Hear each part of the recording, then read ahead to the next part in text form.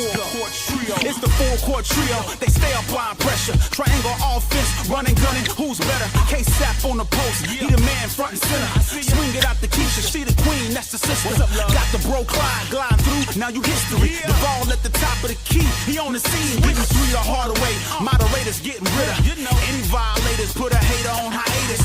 Pull up front row, trolls getting finger rolled. Block your shot at the rim, Matumbo. No, not in my house. It's the big three. We talk the game the best. I need an S. Livest podcast, get your views up. I average a triple-double, sending you players back to the huddle. Keep your rebuttal, stutter, step and cross you over. No look past behind the back, you on the post. Money, talk that talk, just be ready to pour confetti. Kiss the rings of the chest, that's legendary. The numbers don't lie, most valuable podcast. Fast breakdown through the lane, steam dash. Money, it's the four-court trio. We're applying pressure. Yo, the bro Clyde, the sister Keisha, the queen. Duval, K-Sap, y'all know what time it is. Introducing four-court trio. We up 3-0. What's up? This is 3-peat, 3 in a row. It's the four-court trio. We up 3-0. It's the 3-peat, 3 in a row. Let's go.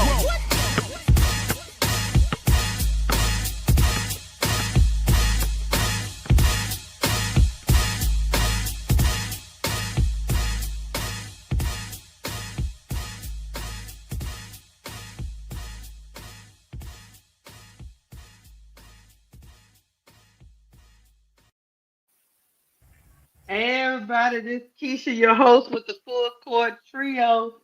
We in the building. We're gonna talk about an Angel exit interview that she did on her own terms.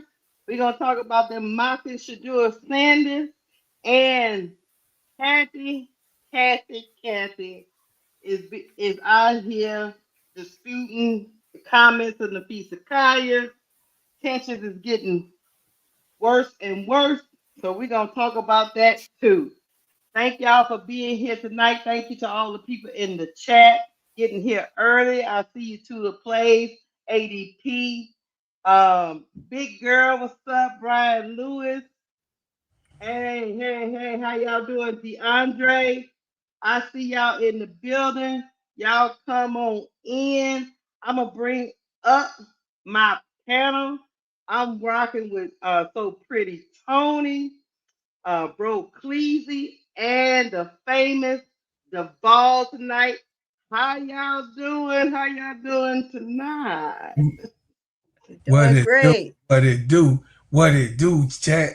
What's going on? It's me, the gingerbread man, steady serving sports ENT, the player on the Players Club.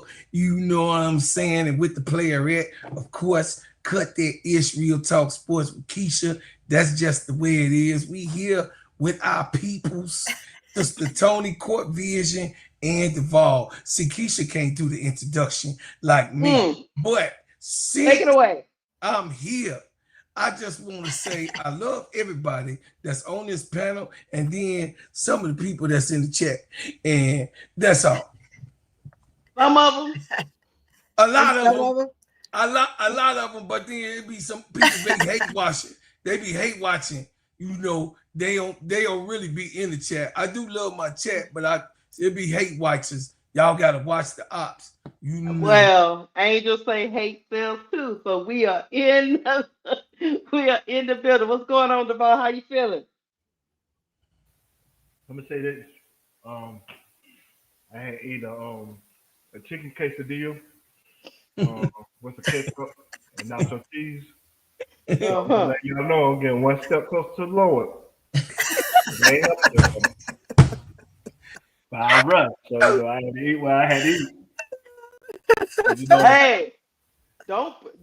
hey, don't rush them chicken quesadillas. Hey, savor the flavor. You mess around and try to stuff them down, brother. You gonna have some acid reflux going on because you know you about that age, so you gonna be reflux and you have to take a Tums or something. Ain't like that. I'm gonna get to the upper room. That one gonna get. That ain't help at all. Yeah.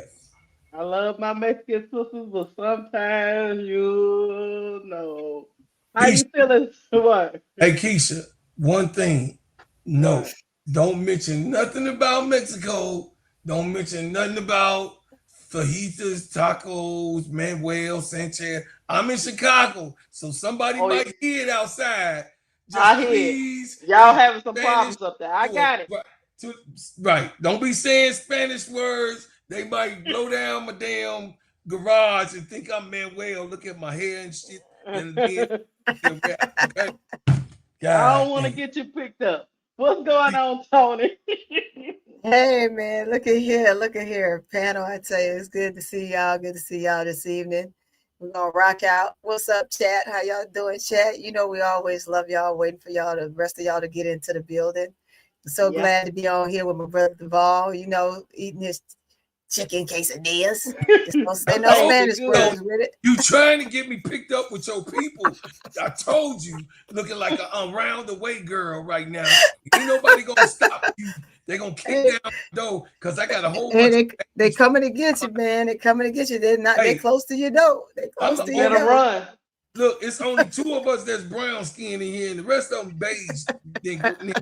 So I mean, honey and all the rest of them getting arrested too. So they going. Yeah.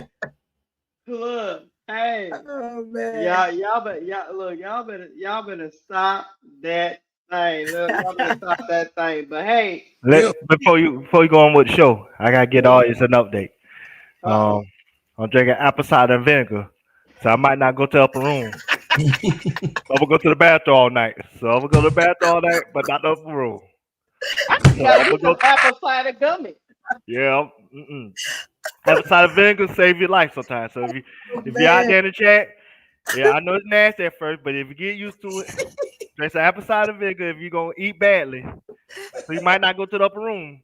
Just gonna go to the bathroom for all night because they got to flush out your kidneys and stuff. So I had a salad. All I had. Oh man, you still, you almost made me say something. You want to let us know you had a salad? Yeah, I did have a salad tonight. Yeah. Tonight, what did you have earlier? With the grilled chicken. Now I did have some puffs. Sister Tony, while you over here tripping, I had the little puff, the $2.99 bag of the puffs, and I ate some of those, and I gave the rest to Bree. Since you all up in my business, and I ain't had no sweets at all today. Yeah. Now, well, good. I hope you feel good about yourself. But we gonna get into it. You know, we might as well start with Kathy. Since she's been a hot topic for the last 3-4 days. I think she was out there crying that y'all need to leave her alone. She got a family too. But anyway, I am gonna start off because we had some developments that happened. We had some developments that dropped a couple of hours ago. But I'm gonna paint the picture. We're gonna start off with Kathy's opening statement. I'm gonna let her tell you what she plan to do for y'all as the fan base and players. I'm gonna let her start off so y'all can know exactly what she trying to do. So hold on, let me get it up here. We gonna listen to old Kathy because I know y'all believe every word she say. I know y'all do. Y'all don't have to act like y'all don't. I know y'all do. So we gonna start with her. Hold on, let me make her bigger. Here we go. First, let me repeat this. You saw it in my statement, but I have the utmost respect for Nafisa and for every single player in our league. They are at the center of everything we do. I was disheartened to hear that some players feel the league and me personally do not care about them or listen to them. And if the players in the W don't feel appreciated and valued by the league, then we have to do better and I have to do better. We know how great these players are on and off the court, how much they mean to our league, our fans, and our communities.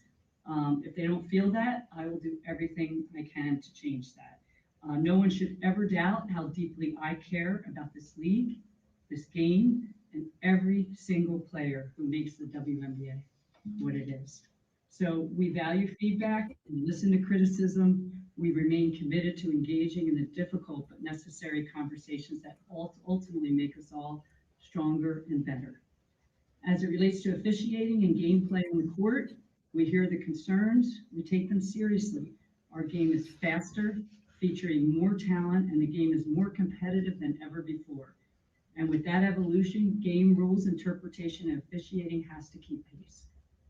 Every major sport goes through this, rules evolve, officiating adapts, standards shift alongside the growth of the game. The WNBA is no different.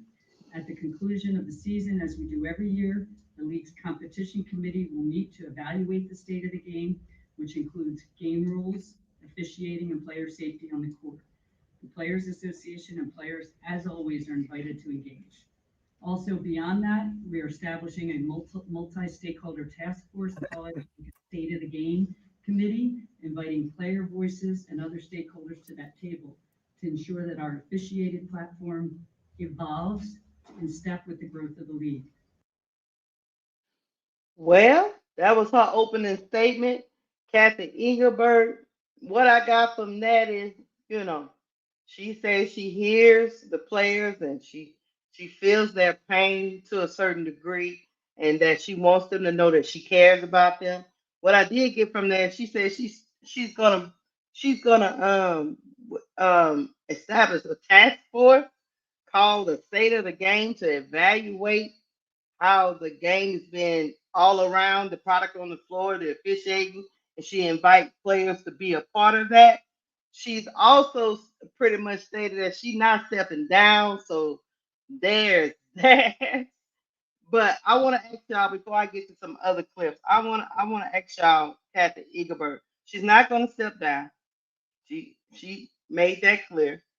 She thinks that the game is moving in a different direction, and the officiating, so to speak, today. Now she didn't feel like that a couple of weeks ago, but today she feels like she got to make sure the refs keep up with the speed of the game and how it's changing. But I need to ask y'all something. She is employed by Adam Silver.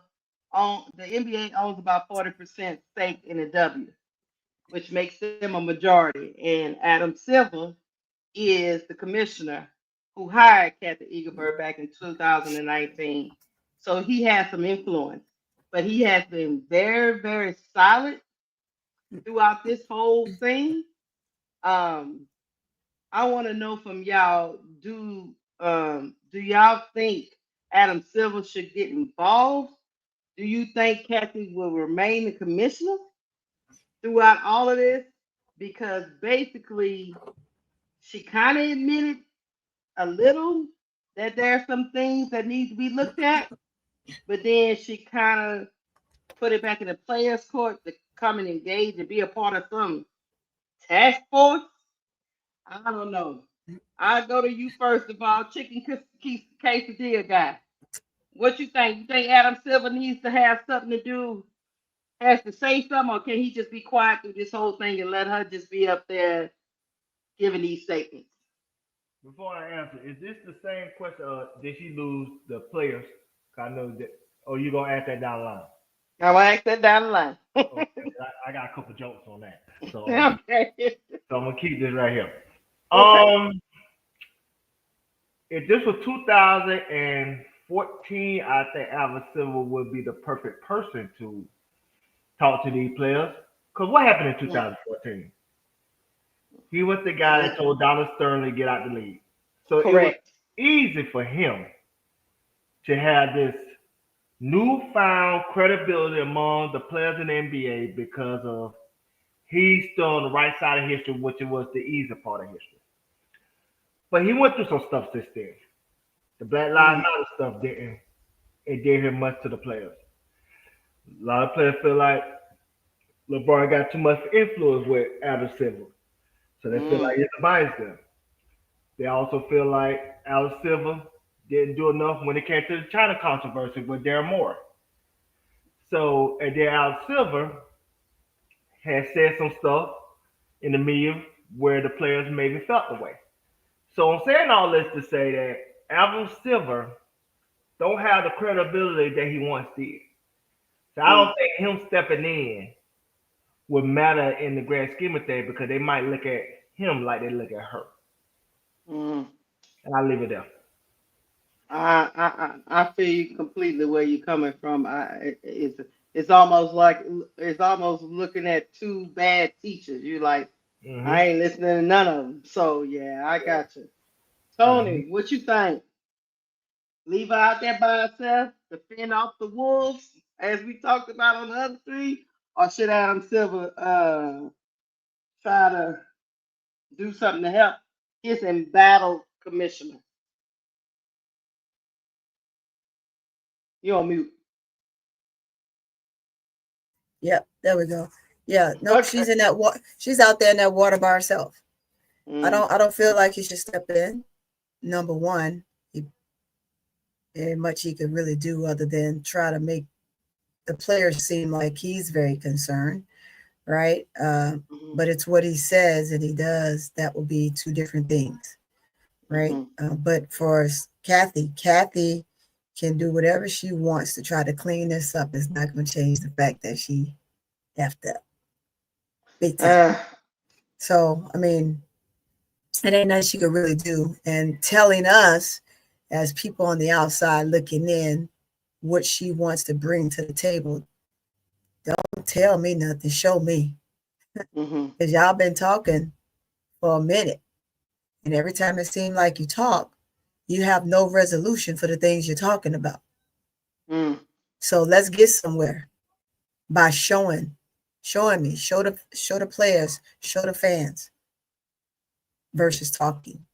Because you can talk the wind out of somebody and that doggone ship will not sail. You on that dry float of water with no waves going. So what direction are you going? You're just sitting there floating in the ocean. That's all you're doing. But you gotta get some wind behind that sail in order for what you're saying to make sense by showing. And so yeah, I believe she's gonna be out there. He's not gonna step in. And that's my take. I got you.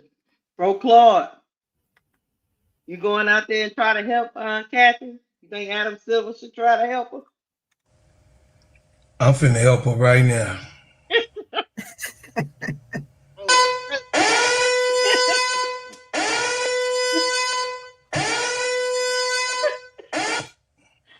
Kathy, get your $5 ass out of this league.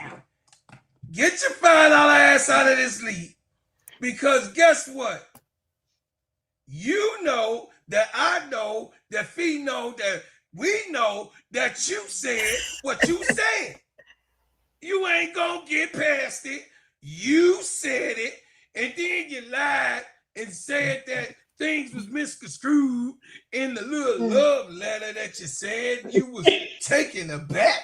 Now we taking the front, we taking the back, the side, and the side like the electric slide. So this is what we want. This is what I think Kathy gonna do. Kathy, if Nafisa Kanye see you walk up into Unravel, she gonna show you once again. She gonna show you, put them hands on you. I'm telling you, she gonna put the hands on you because you don't want, see, you didn't want to say, because she'll be the one to say, I ain't say you lied. I didn't say that. Oh no, you said it around the way and coming on back in the front and then going right back in the back and threw a rock and hit the glass window. So that's what you did, Kathy. But I'm gonna keep it a buck. Kathy Engelberg got to see the front door, walk out it nice, or get her ass thrown out the back. Either way, you'll be in the alley. Or you can leave out the front door without her. I land. I would say this. So I go to the next clip, chat and panel. You know, Adam Silver might, like to Duvall's point, his credibility is waning too. I think he might have could have stepped in and tried to help her had she had not went to this podium right here. Bro Clark, she did go around the way, but then after they kept pressing her, she went on and said what we was waiting for her to say. She threw the rock. She threw the rock. She said Nafisa Kaya was a liar and the truth wasn't in her. I'm about to play it. Hold on. A $5 liar. That's what she said. Hold on, I'm about to play it I for know. y'all. That's what she said. Hold on. Here we go. She wouldn't make anything? And do you actually feel that way, that without this platform, players like Caitlin Clark wouldn't be making what they do off the court? Yeah, obviously, I did not make those comments. Caitlin has been a transformational player in this league. She's been a great representative of the game. She's brought in tens of millions of new fans to the game. Proud of what she's put on the court. Unfortunately, the injuries held her back from a full season this year. But again, I'm not going to get into every point, counterpoint. It's not productive here. We're here to celebrate the WNBA finals. I think what Indiana just did was amazing with all the injuries they had and the everything they faced this year, bringing that to a game 5 in overtime. But yeah, as I said, there's a lot of inaccuracies reported out there, and I certainly did not say that. Let me go. She Let wouldn't me make go. anything? And do you actually feel that? Hold on. She said she did not say that.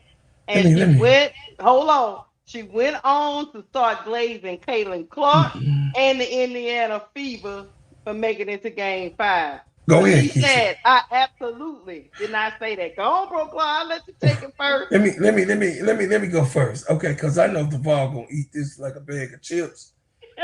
Listen. Tony gonna break it down semantically, but when Keisha gonna be like, I got my eye on you, the side eye. So this is another point, you guys. This is a whole nother point.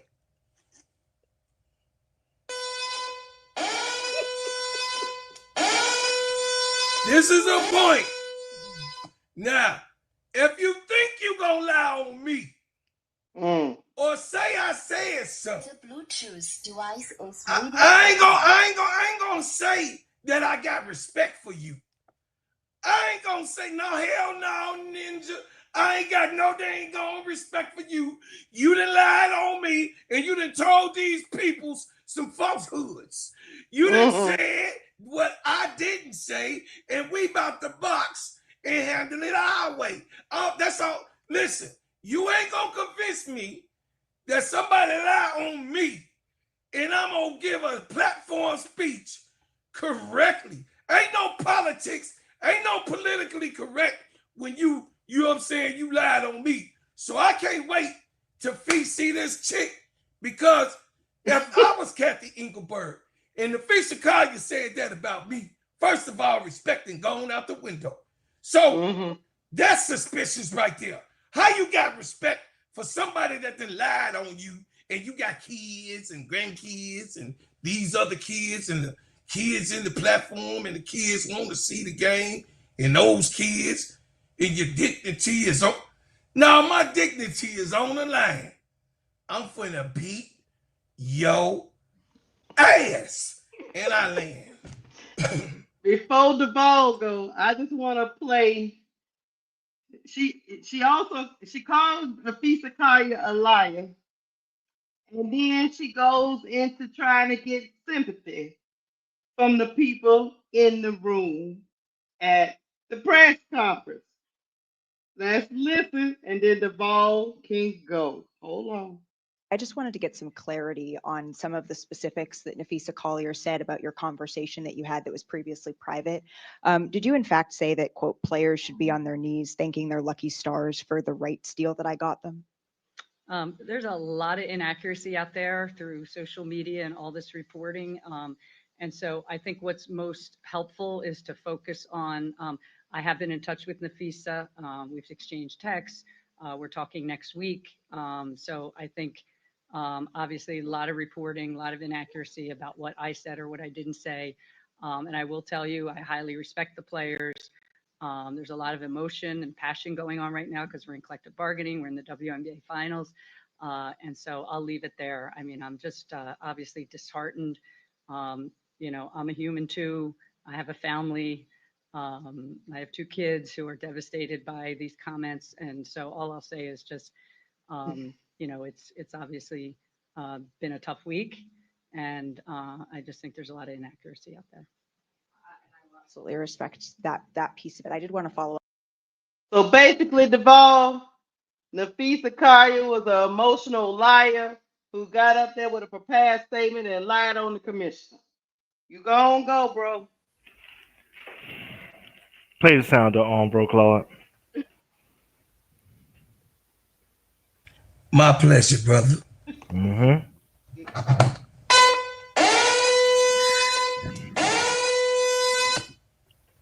I've been missing for a while, so y'all know y'all miss my rants. Cause I'm finna get off these little jokes. The Bluetooth device is ready to Stop playing pair. that shit, bro. Claude, I'm finna get off these jokes. Go ahead. First of all, Kathy Engelberg, she can hear these jokes way from where she at. Look at her big ass ears looking like Dumbo. But I ain't gonna get on you, Kathy. Cause it ain't about you tonight, Kathy. I gotta get on the other side. Let me tell y'all something. I love me some Nafisa. Damn, I love me some Nafisa. If Nafisa was a married King Vitamin, I hope she married me. You know, I don't make $230,000 like she do. But I make a little something, and I can put the rest from Bro Carter and Sister Keisha and Boss Man K-Sap, and you know what I'm saying? And I can make a stretch, and you know what I'm saying? She might be satisfied with that. All right. Because, you know, Nafisa, if you catch on the right night, you catch a drunk or whatever. Now she look like Solange. She look like a poor man Solange. Solange knows, you know what I'm saying? You can't miss them other two. But anyway, Nafisa, I'm finna get on your ass. You know what I'm saying? You got to get it. First of all, you can't be careful of those goddamn means when in negotiations. Second of all, Nafisa, who the hell are you to be talking about officials? Let's talk about your officials, Nafisa. On arrival, first of all, your officials look like, you know what I'm saying, they wearing Sephora jackets, you know what I'm saying, to the games. You know what I'm saying? What kind of shit is that? That's your real set of arrival. Looking like they working at store Kurt's and on JC Penney's. That's your officials, Nafisa. Why do your officials look like store clerks at JC Penney's? And then on top of that, your officials were crooked. Your officials gave Angel Reese 3 fouls in 1 minute in the 4-minute mark. If you go back to the Rose versus the Owls, the third game, they gave Angel 3 fouls in a minute. That was a house call, Nafisa. Because we was up by 6 when my goat went out the game. And then when she went back in the game, 1 minute left in the third quarter, they were down by 12. They couldn't recover. So Nafisa, don't talk about no goddamn officials when your officials look like they work at Foot Locker. Stop that shit. You know what I'm saying? We don't do that. Stop crying about officials. Get your ass out there, play ball, and do your thing. Now, let me answer the question here. They said, you asked me, did Kathy lose to players? She been lost to players. She lost to players for quite some time. But the difference between then and now is they have no leverage. And let me tell you what I mean by that. Because I did my homework. You know, I do my homework, right? I ain't been up in a minute. So you know what I'm saying? Let me cook for a second. I had to go back to 2019 because 2020, you know, there was COVID and you know Trump was giving out free checks. You know what I'm saying? But it wasn't no Olympic basketball and it wasn't no All-Star game, anything like that. So I went to the 2019 All-Star game. Because the 2020 season, that's when they came up with the collective bargaining agreement, which was 8 years between the players and the WNBA. I'm going to tell you where I'm going with this. 2019. Let me name some players on that All-Star team. 2019 All-Star team. Deladon. Brittany Griner. Donna Taurasi. Asia Wilson. Sylvia Fowles. Vandersloot, aka Lil Shakahara. You know what I'm saying? But that's okay. So let's move past that. Who else I'm missing? Tina Charles. I just named some players in the 2019 All-Star game who were basically some representation of the league at the time. How many A-list celebrities I just named in that group right there? None. How many B-list celebrities I named in that group right there? One. Deladon was pretty... Asia. Oh, Asia wasn't Asia back then though. Yeah, that was like a rookie year, right? Second year. Okay. Okay. Well, I give you 1B. 1B, please. You know what I'm saying? That's okay. 1B. Okay. They opted out of the collective bargaining agreement deal that they had signed, which was a criminal deal that they signed in 2020 because they didn't have no leverage in 2020. No, they didn't. They opted out the one in October 21st of 2024, just last year. I don't gotta name the names. But how many A-list celebrities was in WNBA last year? Just Yeah, we know Caitlyn, Angel, A-list. That's about A-list. That's that's about it. probably that's about Yeah, it. yeah. Yeah. Lakeisha, you know what I'm saying? This ain't hook, don't fight us. This ain't hook, don't fight us, sweetheart. Your ass This up ain't for hook, don't fight us, work for me. This ain't hook, don't before fight us, you work for me. This ain't hook, don't fight us, go work make for me me. hit the mute button. Go ahead. It's not that hard. 2 A-list celebrities. I'm gonna tell you why that these players are playing hardball. And this is why Nafisa is going on her hissy fit and closing the door and locking the room and putting her hands between the ears. Because she's telling y'all, we got leverage. What's the leverage that they have? I'm gonna tell you 2 things they have as leverage.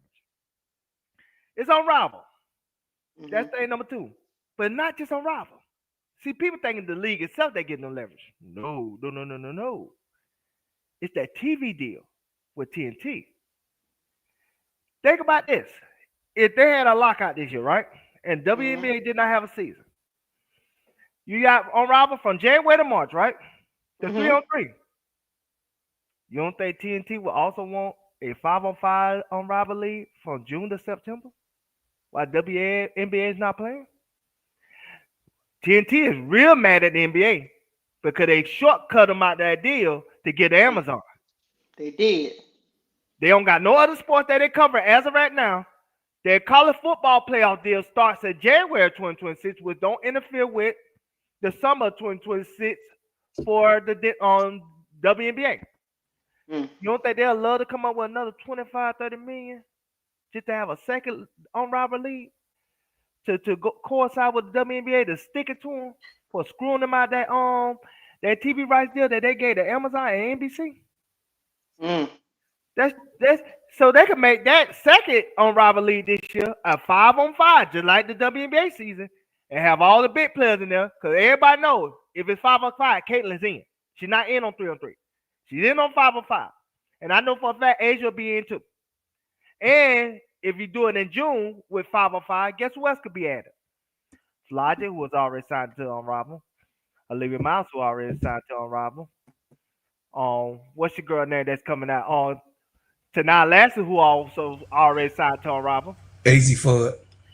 AZ Fudd already signed to Unrival. Kiki Rice. Kiki Rice is already signed to Unrival. Lauren Betts. I don't know if she signed to Unrival. I don't know that. She was there. Okay, so she signed to Unrival. Okay. So again, that's leverage number 2. Let me tell you the number 1 leverage they have. Bird of Magic. Who's Bird of Magic? Caitlyn Angel. Right. You know why they got the number 1? You know why that's their number 1 leverage?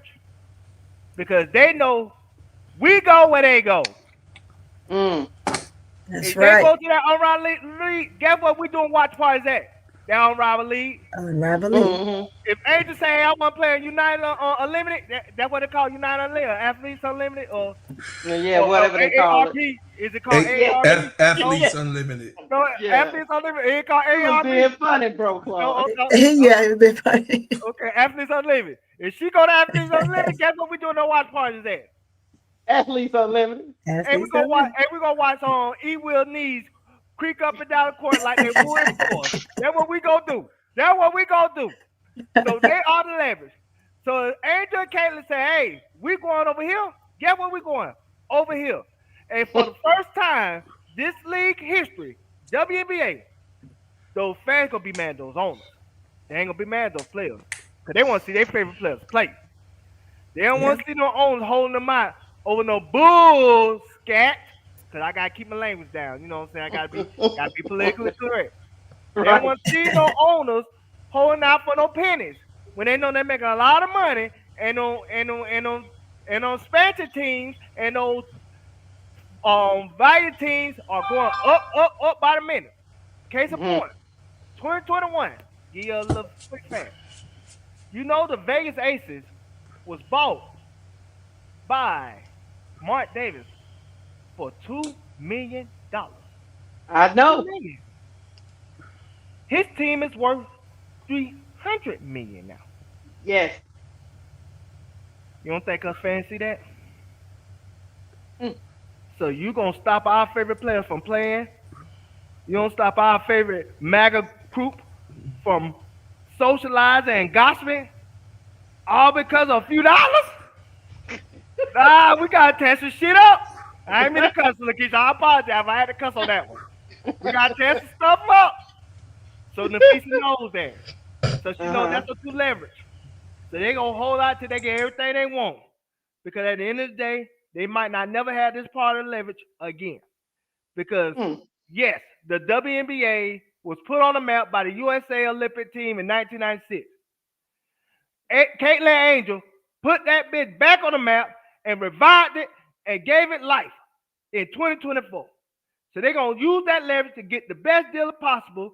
So if you hear this, Captain Ingeberg, with your big ass ears, just know that we're here for a long fight. So get your carrots, get your prune juice, and get your V8 and let you know that you need to come to the table and come correct. Because if you don't correct, we don't like your respect.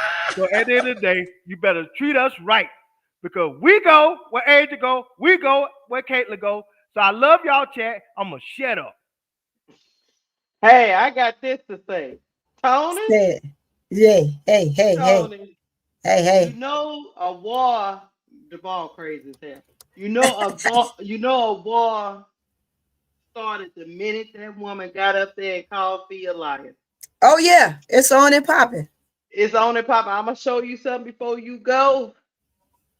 Yeah, we're gonna click on Let me this. see that. Big. Let's make Minnesota this big. Lynx star. You remember Captain Ingeberg talked about, I'm supposed to be meeting with Nafisa Kaya. You know, she talked about that little soliloquy. That's what she said. That's what she said. Breaking news. Minnesota Lynx star Nafisa Kaya has canceled her meeting with the WNBA commissioner, Captain Ingeberg, next week. Sources tell me. Ingeberg's press conference Friday has pushed the relationship beyond repair. Who? Because you called her a liar. You called her a liar when she quoted you.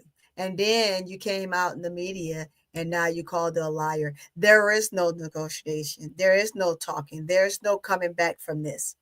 Not only did you not check on her and make sure that she was good, or their lack thereof, making sure that all the players were taken care of in a whole, in a sense of having balanced referees out there. That's number one.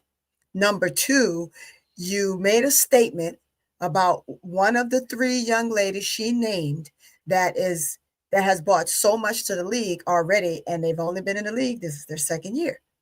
Two of the three is the second year. The other one, this is her first year.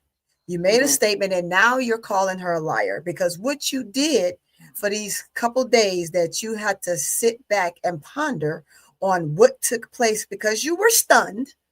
Let's give it to her. She was stunned out of this world. She did not expect that, right? Because she didn't know how to answer the first time. And she did not deny what she said because she was stunned. Now I get a few days. I got time to prep my statement. Got somebody to help me go over it and figure out what I'm going to say. Now you've called Fee a liar. There is no conversation. There is no negotiation from that. There's none. It's done. When Fee said what she said, Fee was done. Fee already said, "Find me, do what you will. I'm not afraid of no fine. I'm not afraid of what you want to do to me." She got money. She can do what she wants after this. If you never let her back in, she's fine. But I don't think there'll be a choice on whether she can be let back in. You could try to make it difficult for her, as she probably will, because now she won't answer her call. But all you're going to do is you're going to infuriate Fee even more. And just by the responses of the veterans in the W when it comes to Fee, not even the new players that may have said, "Clock that T, 10 for 10, I'm rolling with Fee." The veterans that have spoken, like they said, once Fee starts to talking, or once Fee get to this point, ooh-wee, That's what Asia said, right? Ooh wee. Mm-hmm. And so I could hear it in her voice in that press conference. When she gave that exit interview in that press conference, she knew exactly what she was saying. She knew Hey, exactly hey where she Tony. was going to go with it. What you want to say? Hey Tony. Don't forget, Caitlin said that fee was valid.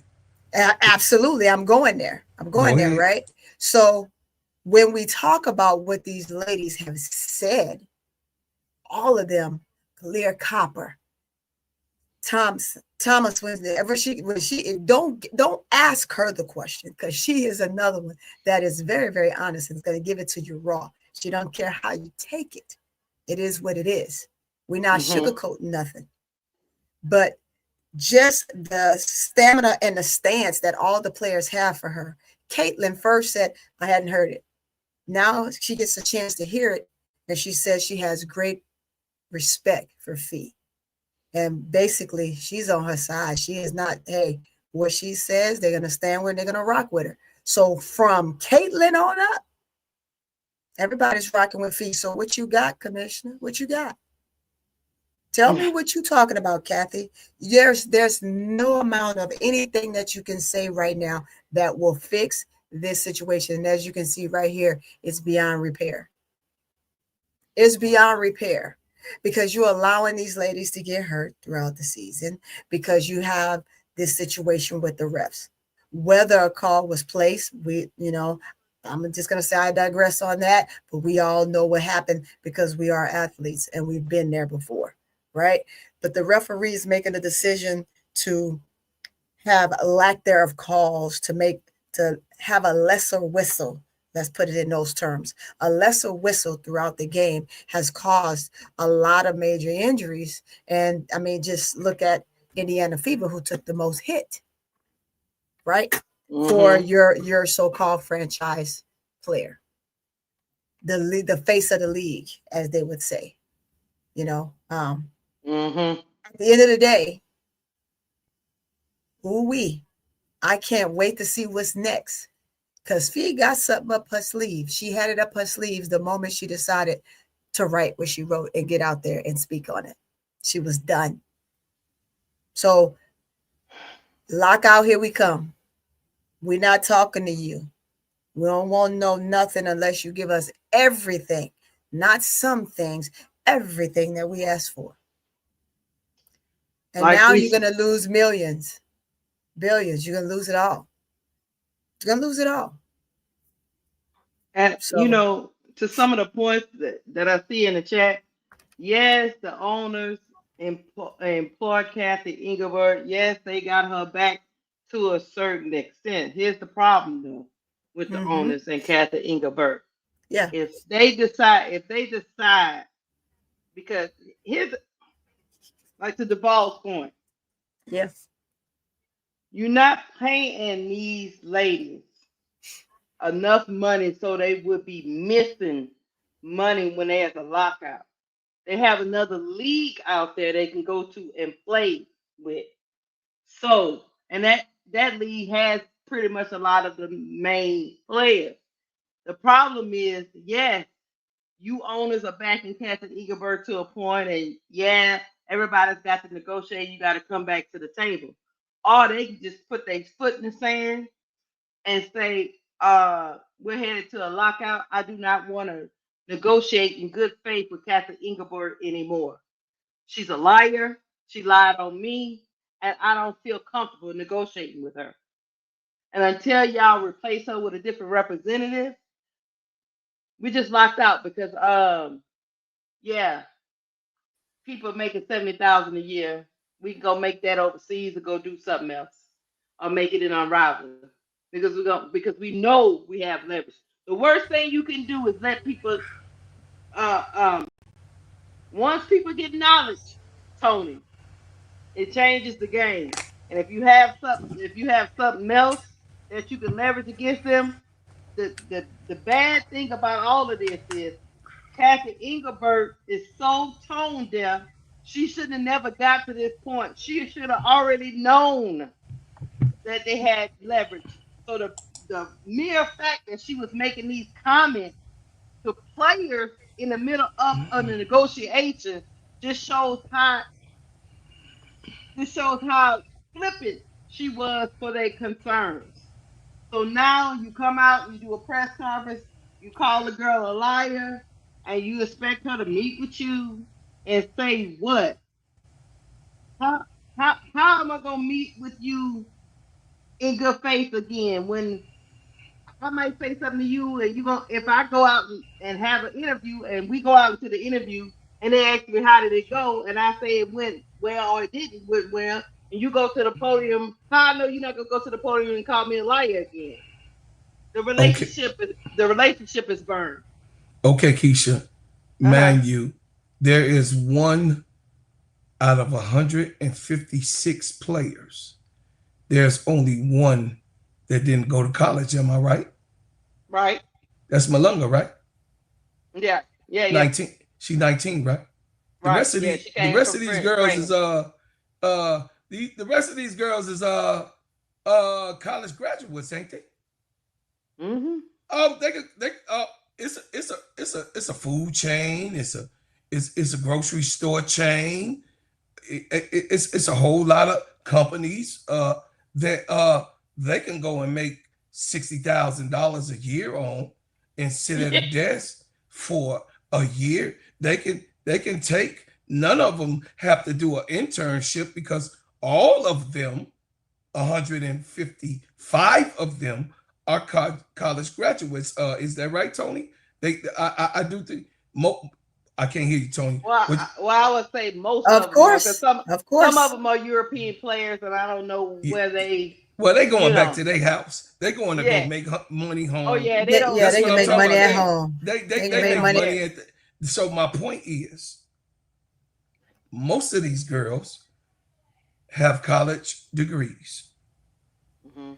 To what you saying, big dog, they can go and work anywhere and make the money that they making in the WNBA. So if they say, oh, shit, y'all running it like it's a food chain, I might as well go ahead and work for one and manage it. Right. I'm just keeping it up. I feel you. It's a whole lot of Burger Kings. It's a whole lot of McDonald's. It's a whole lot of grocery stores. It's a whole lot of chains. It's a whole lot of seats and reception desks that make that money. I'm just saying, answer the telephone and get your 60 grand. So, yeah, you think that this is the old school, brother. This ain't the old school. They not like us. Keisha kept telling me all last year, all the way to this year. These shouties ain't like us, big dog. We old school. We say, well, we play along to get along.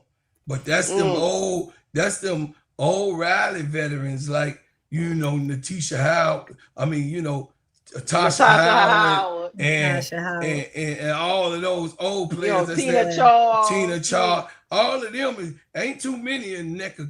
And then NECA ain't gonna sit nowhere because she's the president. So she could definitely go run somebody's enterprise somewhere to make. Very smart girl. Very smart woman. Her sister already got a multi-million-dollar contract with ESPN. So just to do the men also. So play with it if you want to. It ain't nothing but 156 jobs.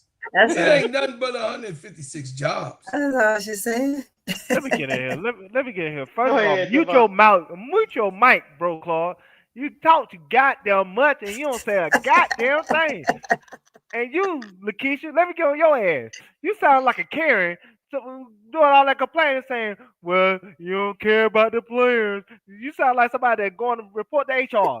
Nah, Lakeisha, you ain't finna talk like that. Her to HR. Nah, you talking like you finna report her to HR. You ain't That's finna do what that, Lakeisha. You ain't finna do that, Lakeisha. You ain't at your regular job. You ain't report nobody to HR. You know what I'm saying? We finna talk basketball here. Now, I got to educate the audience real quick.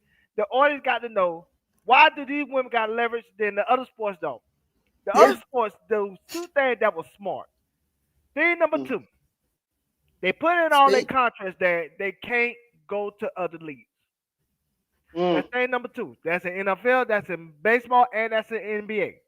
It is. Thing number 1 that makes those other leagues have leverage the owners instead of the WNBA, which the players have the leverage, is none of the other leagues, all the other leagues have a monopoly. So even if a startup league, a startup NFL league, a startup baseball league, even a startup NBA league try to do something, where can they go to get a TV deal? They can't go to Fox, they can't go to ESPN, they can't go to NBC, they can't go to ABC because those major leagues already own those networks. They already in business with those networks. They're not gonna ruin those relationships. And so those other leagues don't have a choice but to take whatever the league gives them. Why? Because they don't have any leverage based on the monopolization of those other leagues when it comes to the TV networks. The WNBA, on the other hand, have TNT. See, because NBA burnt TNT, they want nothing more but to get back at the NBA for turning your back on a network that been with you for basically 30 years. Because we want to go back to 1995 when, maybe it's before that, when Inside the NBA on TNT was really on and popping when it came to the NBA. They turned their back on they turned their back on the NBA. The NBA turned their back on TNT. Yeah. And TNT is funded on Rival. So don't think for a second TNT can get the money to have a second Unrival league this year if needed, if the players lock out for so long till they get what they want, in order for them to get back at the NBA for mistreated them and not negotiated with them in good faith. And that's what the women of the WNBA has, that's leverage that the men in other sports don't have, because they don't have a TNT that's willing to fund their campaign for them to play. And if the NBA say you can't play in none of our arenas, you don't think Veteran Memorial Arena in Jacksonville don't want to be in the Caitlin Clark and Angel Reese business? Or how about in Baton Rouge, Louisiana? I think they got arena there, right? They sure do. Caitlin Clark business. How about San Antonio, Texas? I think they'll Big love to spot. have Angel Reese and Caitlin Clark in the Alamo Dome. Bring Houston, Bring them. Houston, Philly. But Houston, they got leagues with they got arenas with the NBA, so it's hard to. They have too many. Yeah. So you have to go to places, cities that don't have ties to the NBA. Like I say, Tampa. Tampa got an arena. They don't have no ties to the NBA league. You don't think those women like Tampa? You know, people like Tampa. Tampa party. I like Tampa. Especially if you go to Yardbird City, they say they get drunk like rock stars there. I had fun. I like Tampa. I had fun in Tampa too. It's still and it's better water. I'm not giving out no information. I'm telling you, they get drunk like rock stars. Ask Miley Cyrus. That's what I say. I'm not giving out information, but I like Tampa. I like Tampa a lot. You look like you had one too many already. So stop telling your secrets. Stop telling your secrets. You ain't even drunk yet. You tell a secret. So you know what I'm saying? So let's keep going. We go to in many other cities. San Diego. San Diego got an arena. You don't think they want to be in the Caitlin Clark Angel Reese business? So what I'm saying is this: the women got all the leverage, and they not going to come back till they get everything that they asked for. Everything. They don't have to. Everything. They don't have to rush to miss no checks because they're not gonna miss checks because TNT gonna pay them checks. It's because TNT and whatever sponsors and relationships TNT have with people that deal with TNT gonna pay their money. And guess what they're gonna do?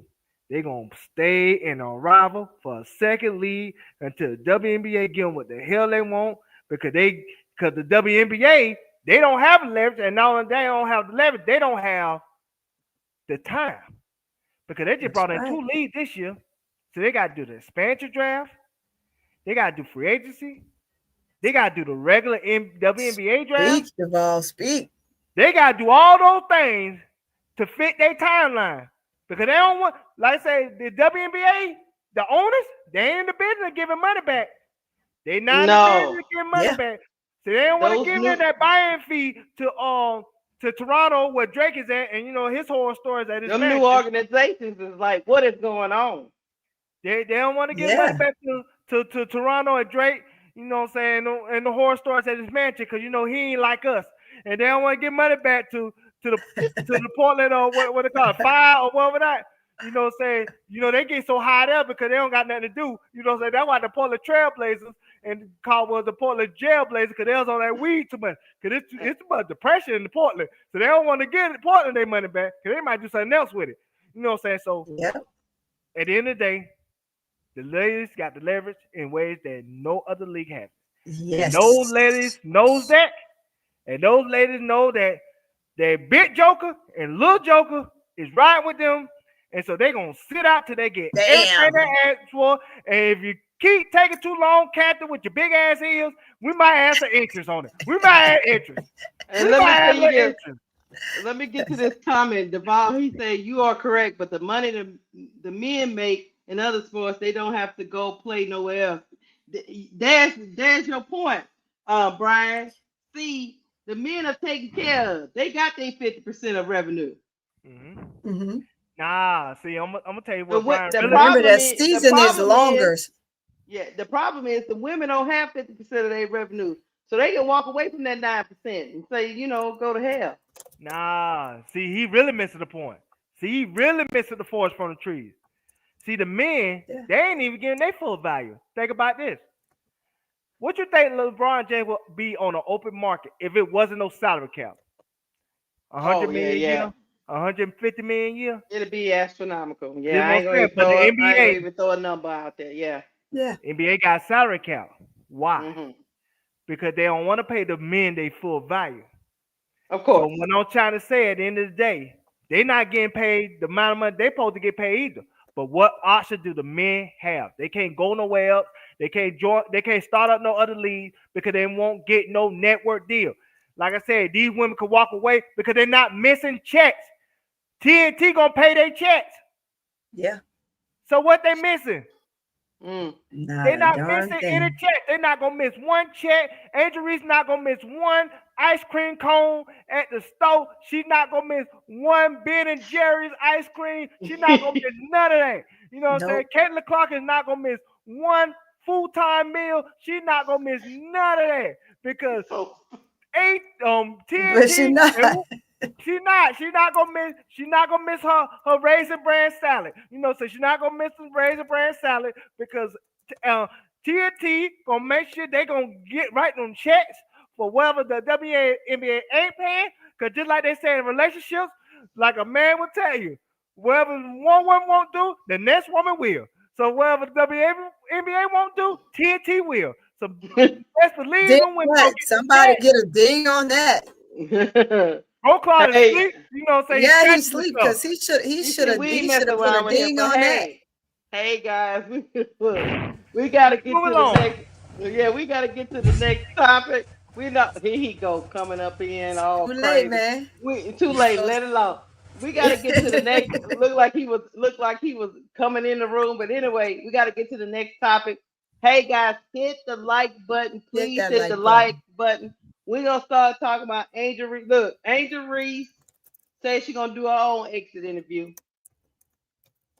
She says she's going to do it on her podcast. And she ain't playing around with you evil minions out there in the WNBA world. She says she's going to do her own exit interview on her own terms in front of her own mic. We're going to listen to a little bit of what she said. And then we're going to give our takes on it. Thank y'all for rocking with us. Yeah, bro, Claude over there, he probably got hit in the back of the head by one of them girls. He going to be all right. He going to wake up. It's going to be okay. Here we go, y'all. Don't worry about bro, Claude, Chad. I don't get in my business. Bree came in and hit people. Look, don't worry about him like that. Don't worry about it. He going to be okay. He going to be She had to bring my water. Here we go. Baby girl is out here doing her own exit interview. We're going to listen to a little bit of what she said because, she said she threw with them reporters. She threw with the Sky. The gist I got from it was she threw with everything except for certain people. And when I turn this on, y'all gonna be like, oh, I'm gonna see if y'all can read into what I read into it. What the hell? That's the wrong thing. Why am I on that, Keisha player? on a yellow bus all Shut over the again. heck up, Pro Club, before I put something in your water.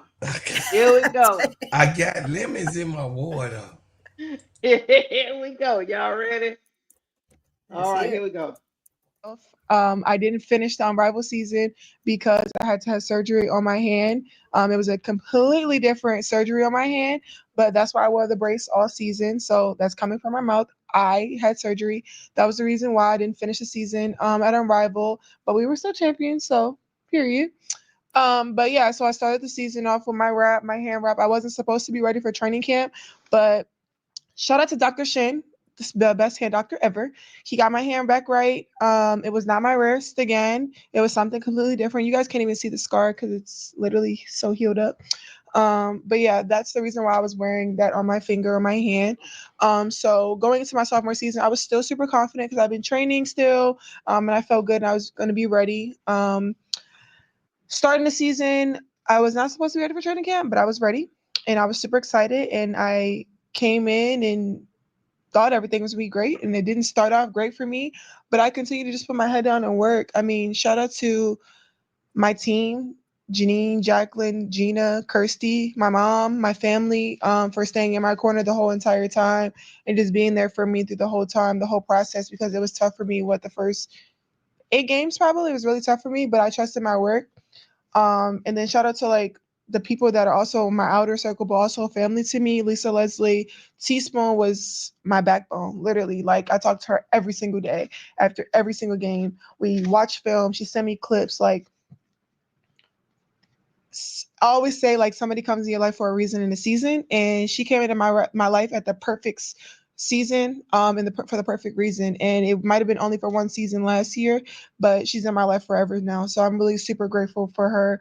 And obviously some of my other coaches that I had last year, which was Ty and C Rob, and just super grateful for them as well. So coming in, it wasn't the great start, and then something just flipped. Like for me, I just figured it out like I always do. Like I just trusted my work, trusted my grind. I had great people in my corner telling me not to give up, and just push through. And then I just started thriving. Like I worked my butt off to be an all-star. It was not easy to be a two-time all-star. Last year was way easier for me to be all-star. And this year was not as easy because of one coming out my hand injury, and I could have made so many excuses, me not playing well in the beginning of the season for many different reasons. But I think I just came in and just continued to grind, and I grinded my way to be all-star. So I will always remember this year. This season really taught me a lot as far as like what it takes to just stay in that mode, stay locked in, and just stay grounded and grinding to become an all-star. Hold on, y'all. We're gonna stop right there for a minute. I got another clip another segment to show you, but there's a lot to unpack there. We knew she got hurt and unrivaled. We knew she came back for a reason. We was wondering why she left so quickly. She left so quickly because she was having surgery on her hand. She said it was different from the wrist. We also we speculated at the beginning of the season. We was like, is she gonna be ready for a training camp? It seemed like it's gonna be really, really quick. And she admitted that she wasn't supposed to be ready for training camp, but of course, Angel Reese wanted to play, so she got herself ready for training camp. The other thing that I thought that was very important is that she mentioned Teaspoon and the old person, the old some of the coaches on the old coaching staff a lot.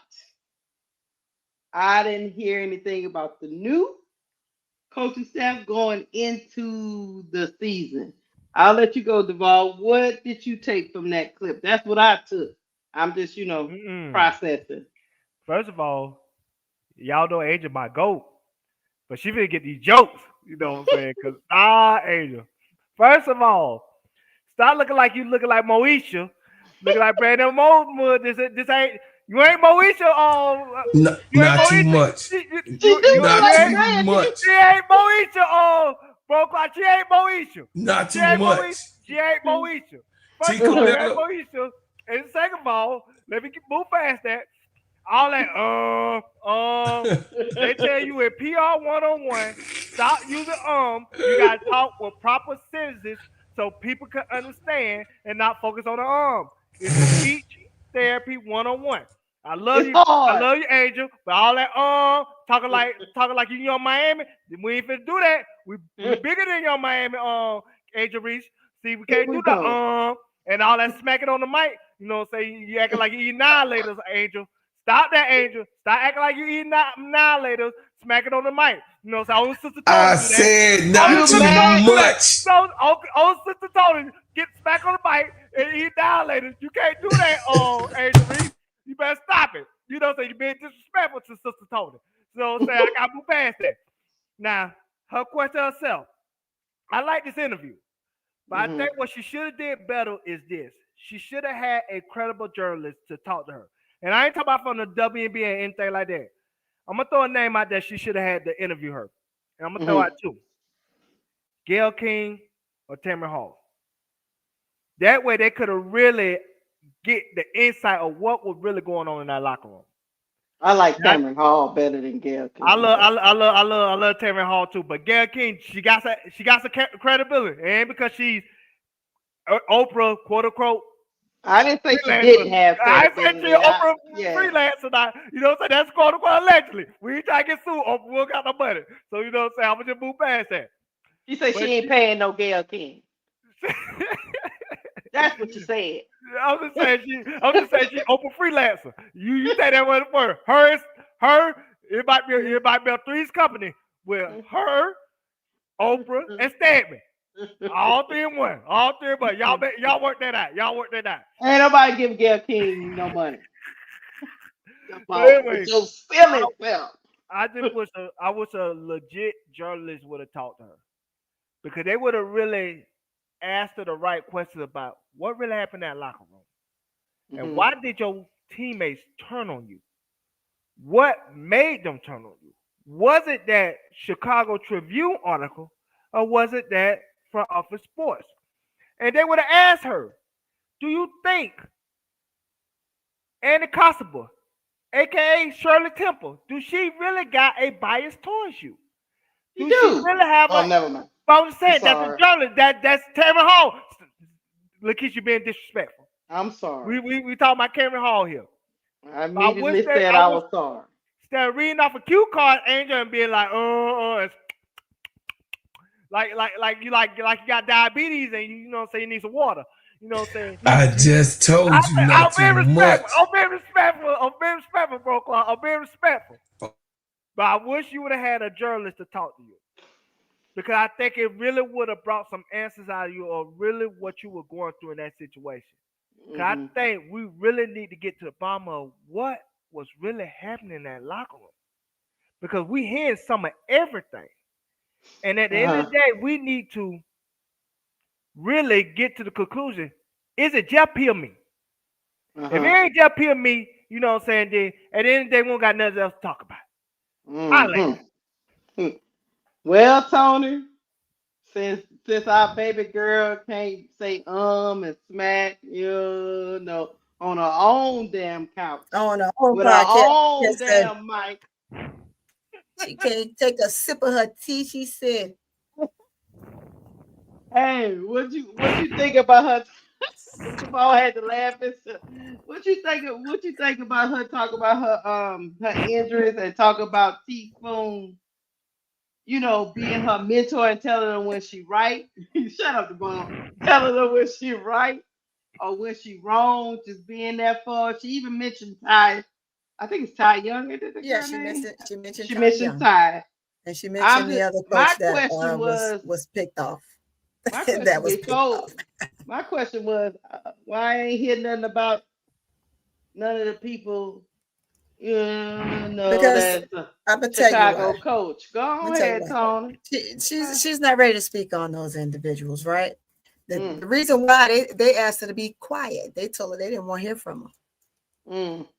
And one thing about a tourist, you only get to rub a wrong once, right? You gave her freedom of speech. You told her you want her in front of the cameras. You want her to be the spokesperson. You want her to say this. You want her to say that. When she said what she said, and it was taken out of context, as she said, these are her words. Mm-hmm. Then they come out and they said, well, she should have done it in private, and then you come out and you speak on her and you put it back in the public when it should have remained in private. Mm-hmm. You right then and there gave her the option to say, I will not speak upon you guys. There's nothing that I can say. There's nothing that I can do at this point. I mean, well, what I can do is stay silent. And that's just what it is. This here is a statement. This is a statement through and through. Mm-hmm. I totally agree with her on that. She don't have to mention them. She don't have to say what they've done or didn't do. Because guess what? She said it throughout the season. Mm-hmm. She gave each and every last one of them their props.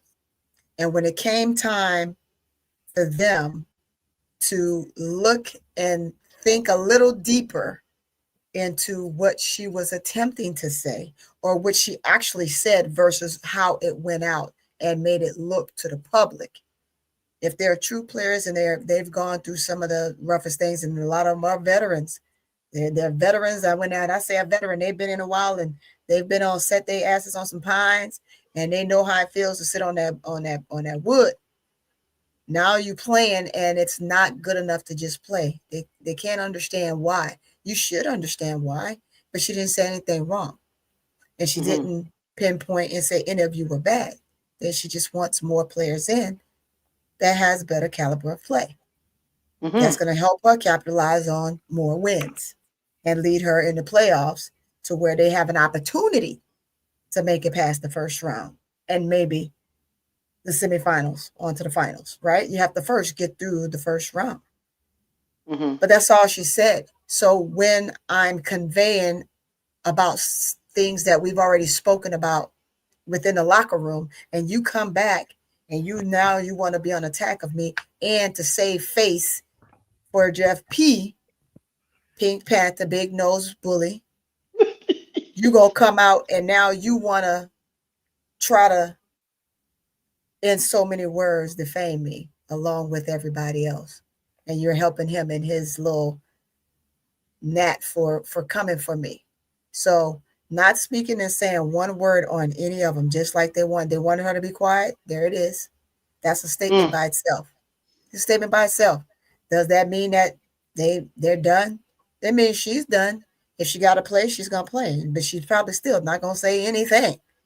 You're going to have to do something big to get her to open her mouth about you or your organization or any players within that organization. It's a statement, Keisha. It's a statement. And I'm all for it. I'm with it. I'm with it 100%. And that's my take on that. I completely respect it. I think she done with speaking on stuff, and she know it gets her nowhere. It just fuels the fire of the media, and she's been through the storm, and she's not going back through that storm for people who are not gonna go through that storm with her. Yep. Go Claude. She says she ain't speaking on the Sky organization or the Sky players. The only thing she speak on is the city because she loves the city, but the rest of them ninjas, I'm not talking about them. What you get from it, bro, Claude? Well, first of all, Duval, her Brazilian curls look good with the 2733 mixed with the 1B at the top. So by me owning a beauty supply store, I know what the hell I'm looking at. It's a beautiful color on her. It's gorgeous. It goes with her caramel skin with the red in it. You know that I learned from being a dispatcher of the shea butter. Okay. Now, I was respectful. I just said she looked like Brandon Norwood. I just said she looked like Moesha. I just said she looked like Moesha. I said she looked like Moesha. That's all. Now, second of all, it's fresh curls that's Brazilian. That's not the old pack. That right there is the good pack. You got what I'm saying? So leave her alone. She got a little edges on the side and it's looking kind of cute. So here we go. What she said, you guys, we all heard. But what she didn't say spoke louder than any words that she's had to say all year. Because damn it, she already gave you her exit interview.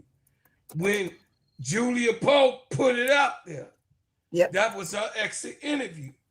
Second of all, she don't got to talk to a mother sucker all the way until next May or April.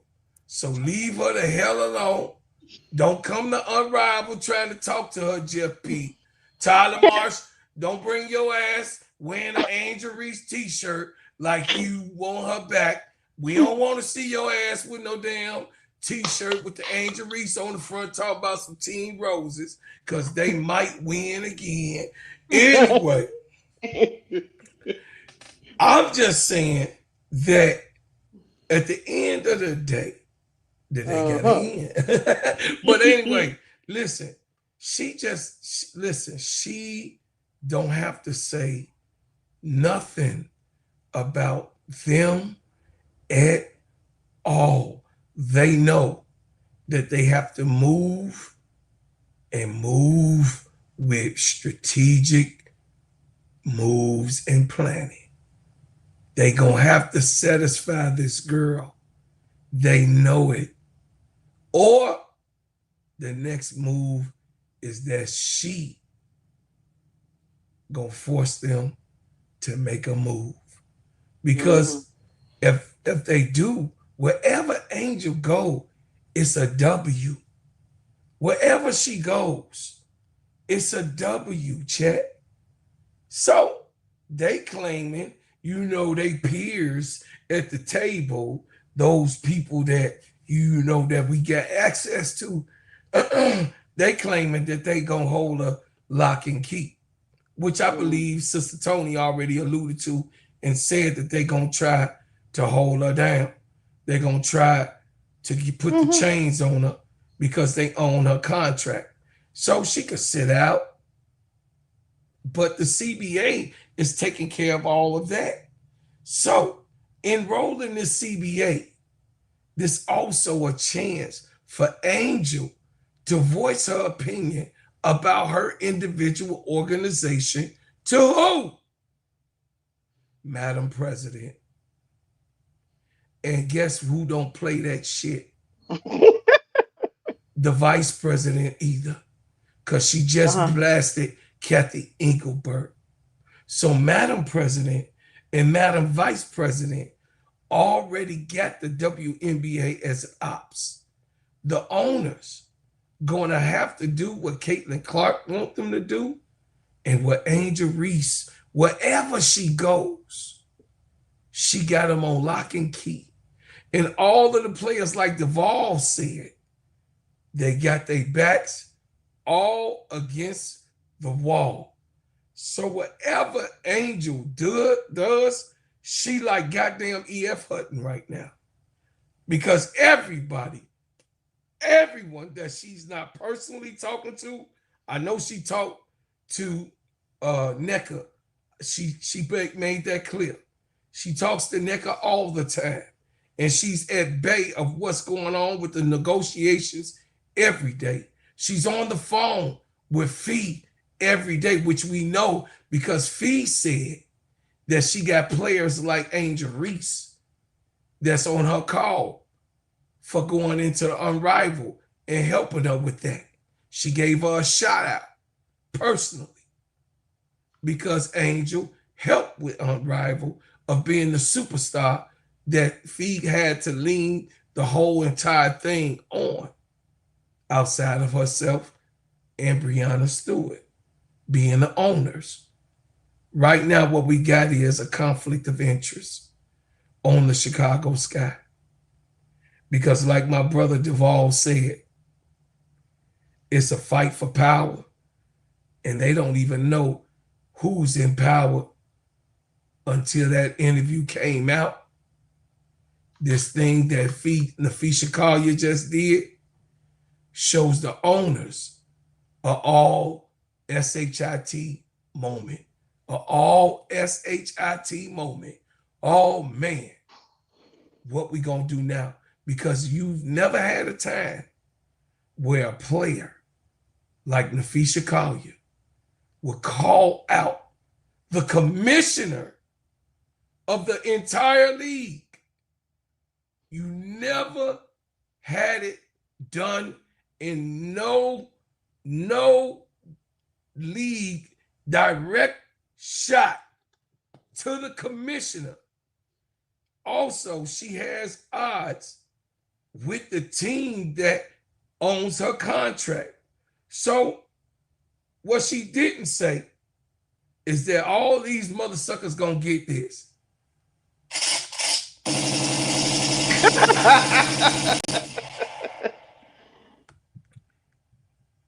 She saying, man, hey, buck all y'all and watch my smoke. And guess what? Can't wait for the CBA to get negotiated. That's gonna give all of them power. Only the ones that were signed last year and this year is under that rule and scrutiny. That's all that they got to stand on in our land. Can I get you for a second? Okay. First of all, y'all know Angel's my favorite player, right? So these people that thinking that she's not beautiful, what the hell?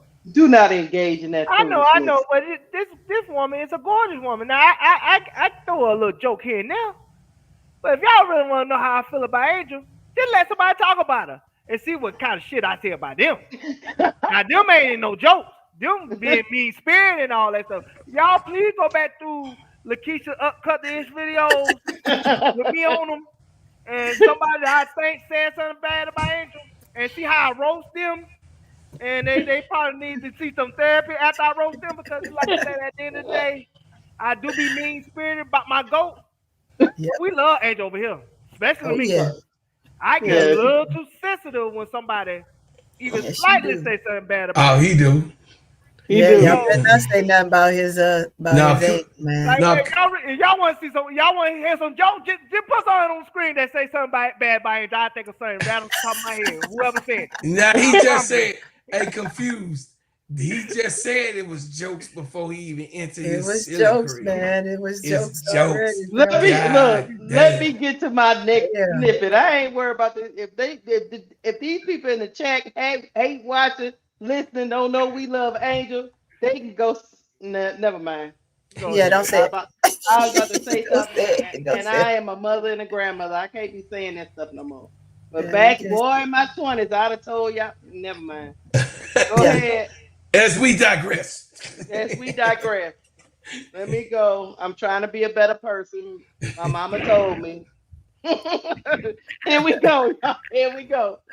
I got my first triple-double this season. That was lit. That was something I worked on a lot in my off season, and being able to be surrounded by a great point guard, which was Chelsea at Unrivaled. She really helped me a lot, just being able to see the court differently.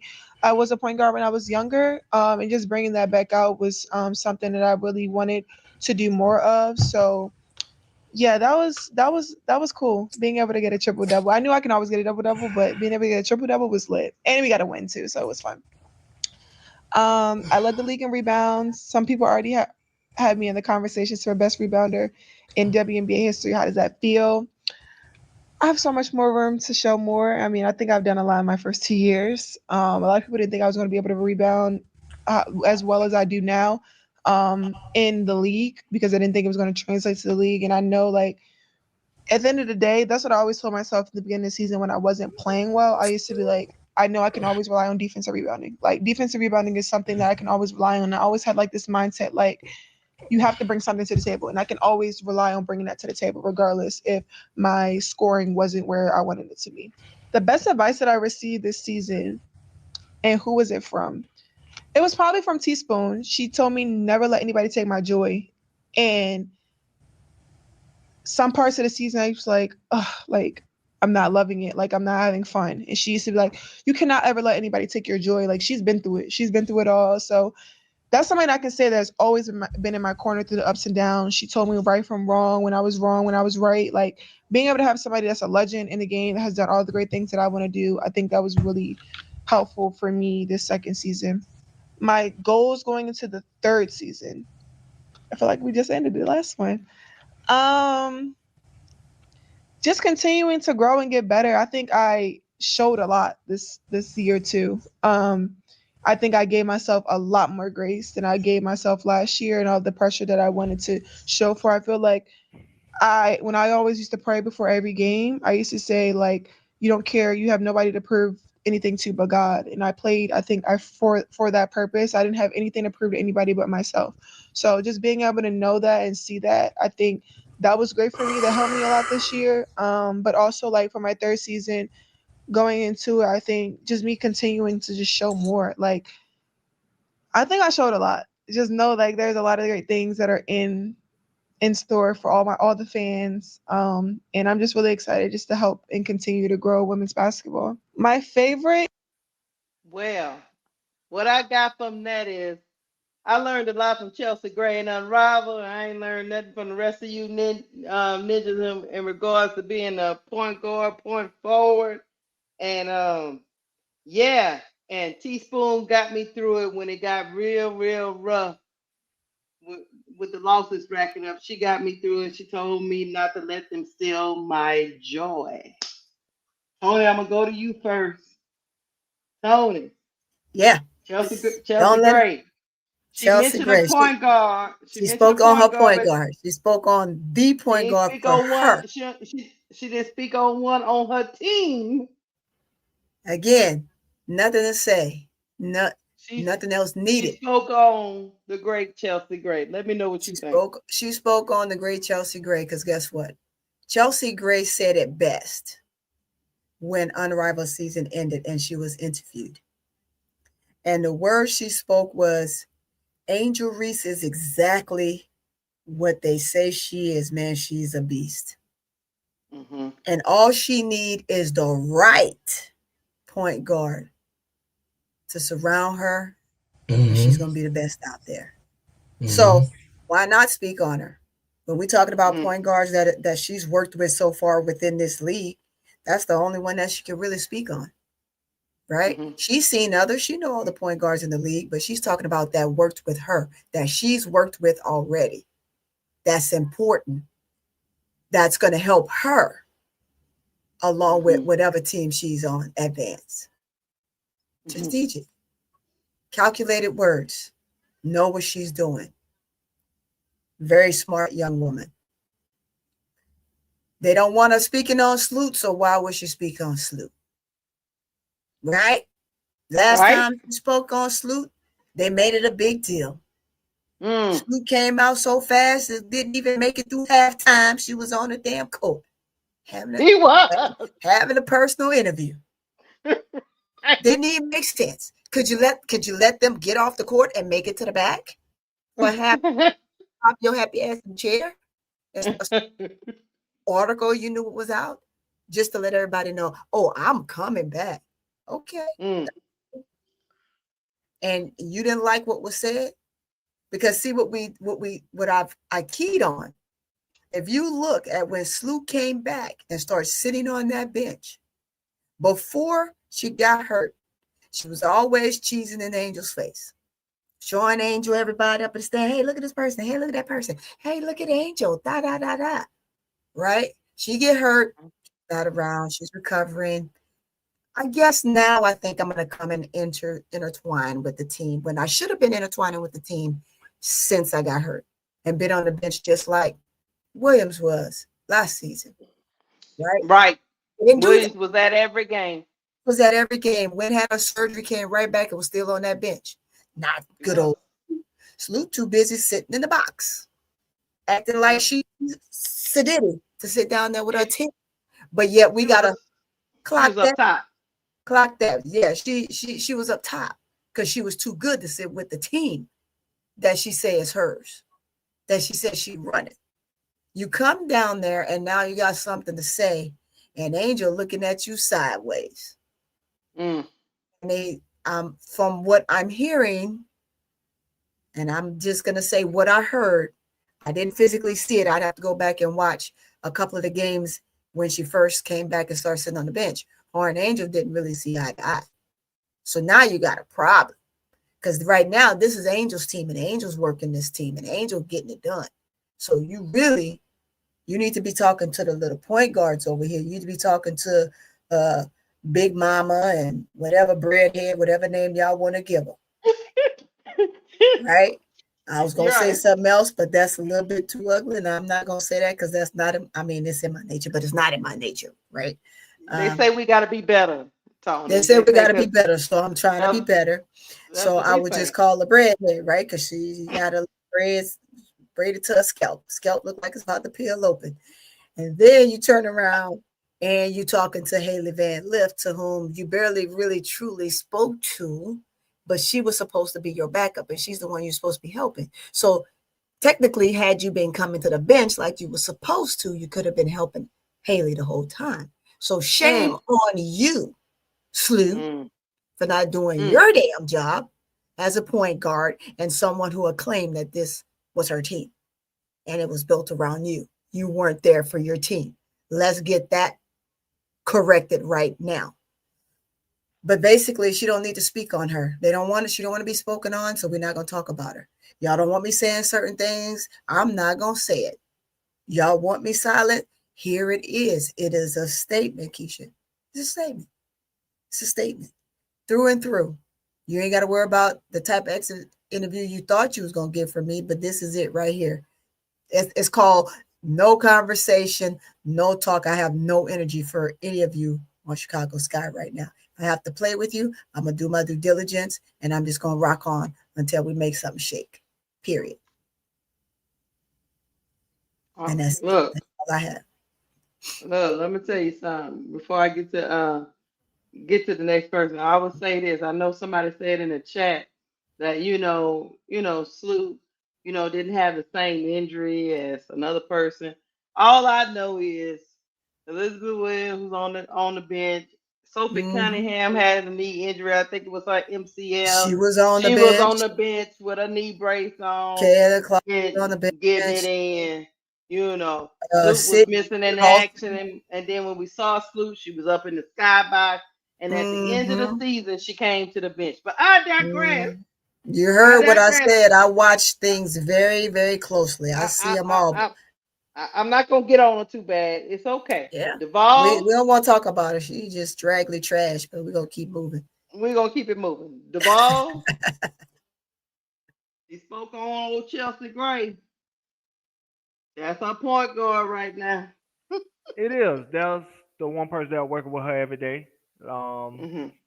She helped her get the vision that she needs to reacclimate herself as a point guard for her team.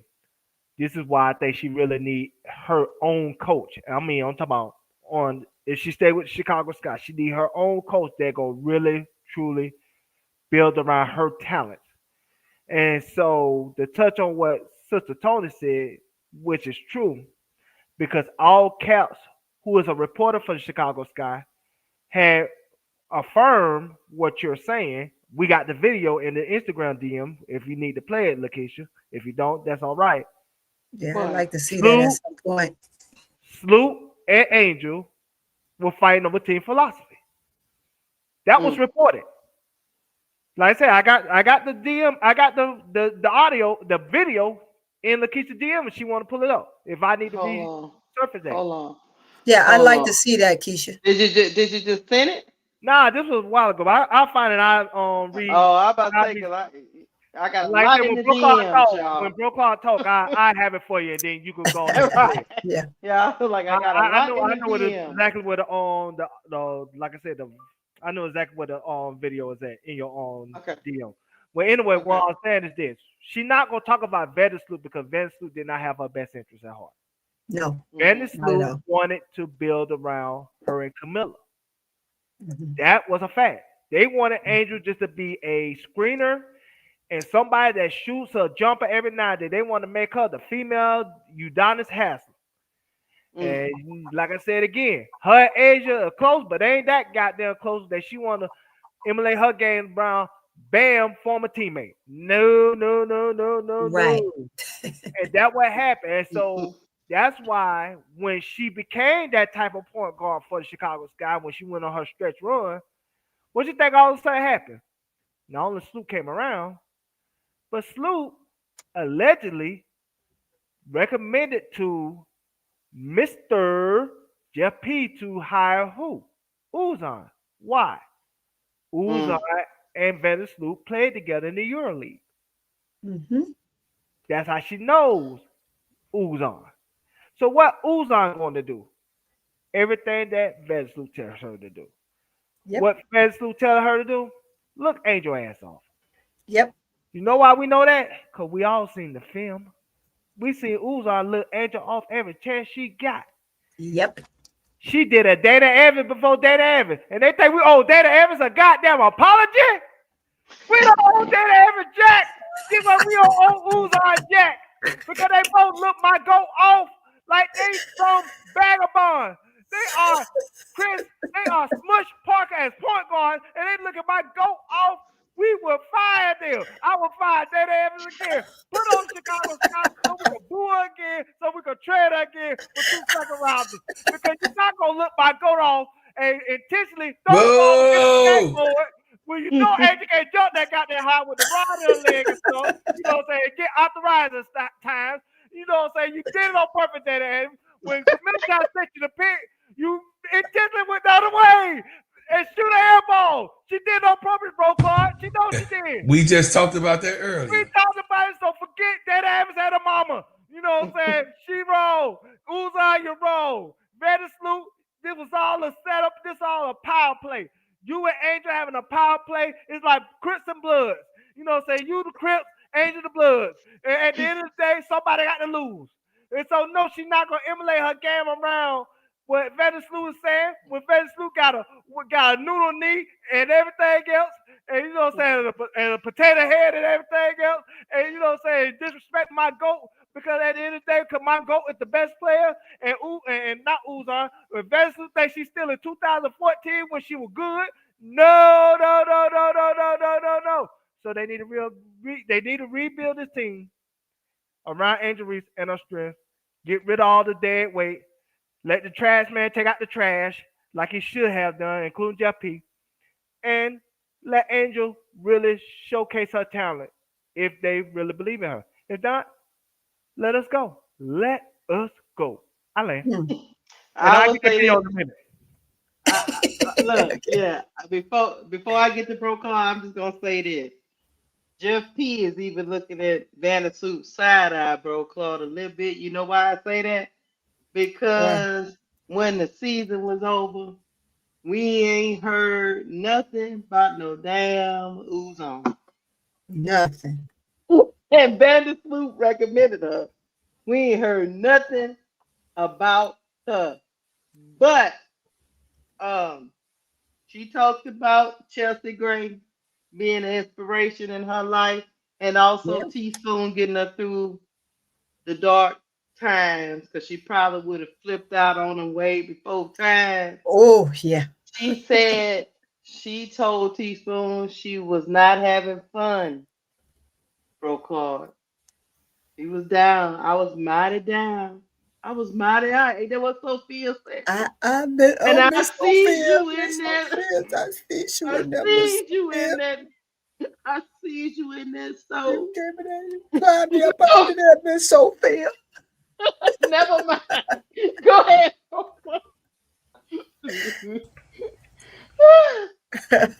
So I wanna say this. Hit it. Seriously. Mm-hmm. Angel ain't got to prove a goddamn thing. No, she don't. Angel don't have to prove a MFing thing at all. Angel was praying, and she proved it to herself and God. Yeah. She don't need nobody to believe in her. She's had people doubt her before. She had a controversy with Kim Mulkey, but Kim Mulkey had to set her straight and say, girl, I believe in you. You just got to get your head right. That's it. So this ain't the first time that Angel was in a dark space when it comes to a season. She's had it in college and she had it now. So she's already able to weather any storm. I just have to remind people that it was a dark phase in the beginning of the LSU run in the second year that Angel was there. Mm-hmm. She had to take a little bit time off, as she did, regroup, come back, and do what she does. Do you see the difference of the reaction? Oh, yeah. By the organizations? Absolutely. Yeah. Absolutely, Queen. And that's what I was finna allude to.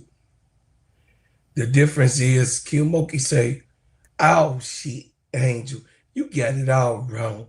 I'm just giving others the opportunity. You could do and be who you are. Yep. That's what she said. That's what she said. And Angel Reese went on through the season being the best Angel Reese that she could. And they ended up in the Big 8. Mm-hmm.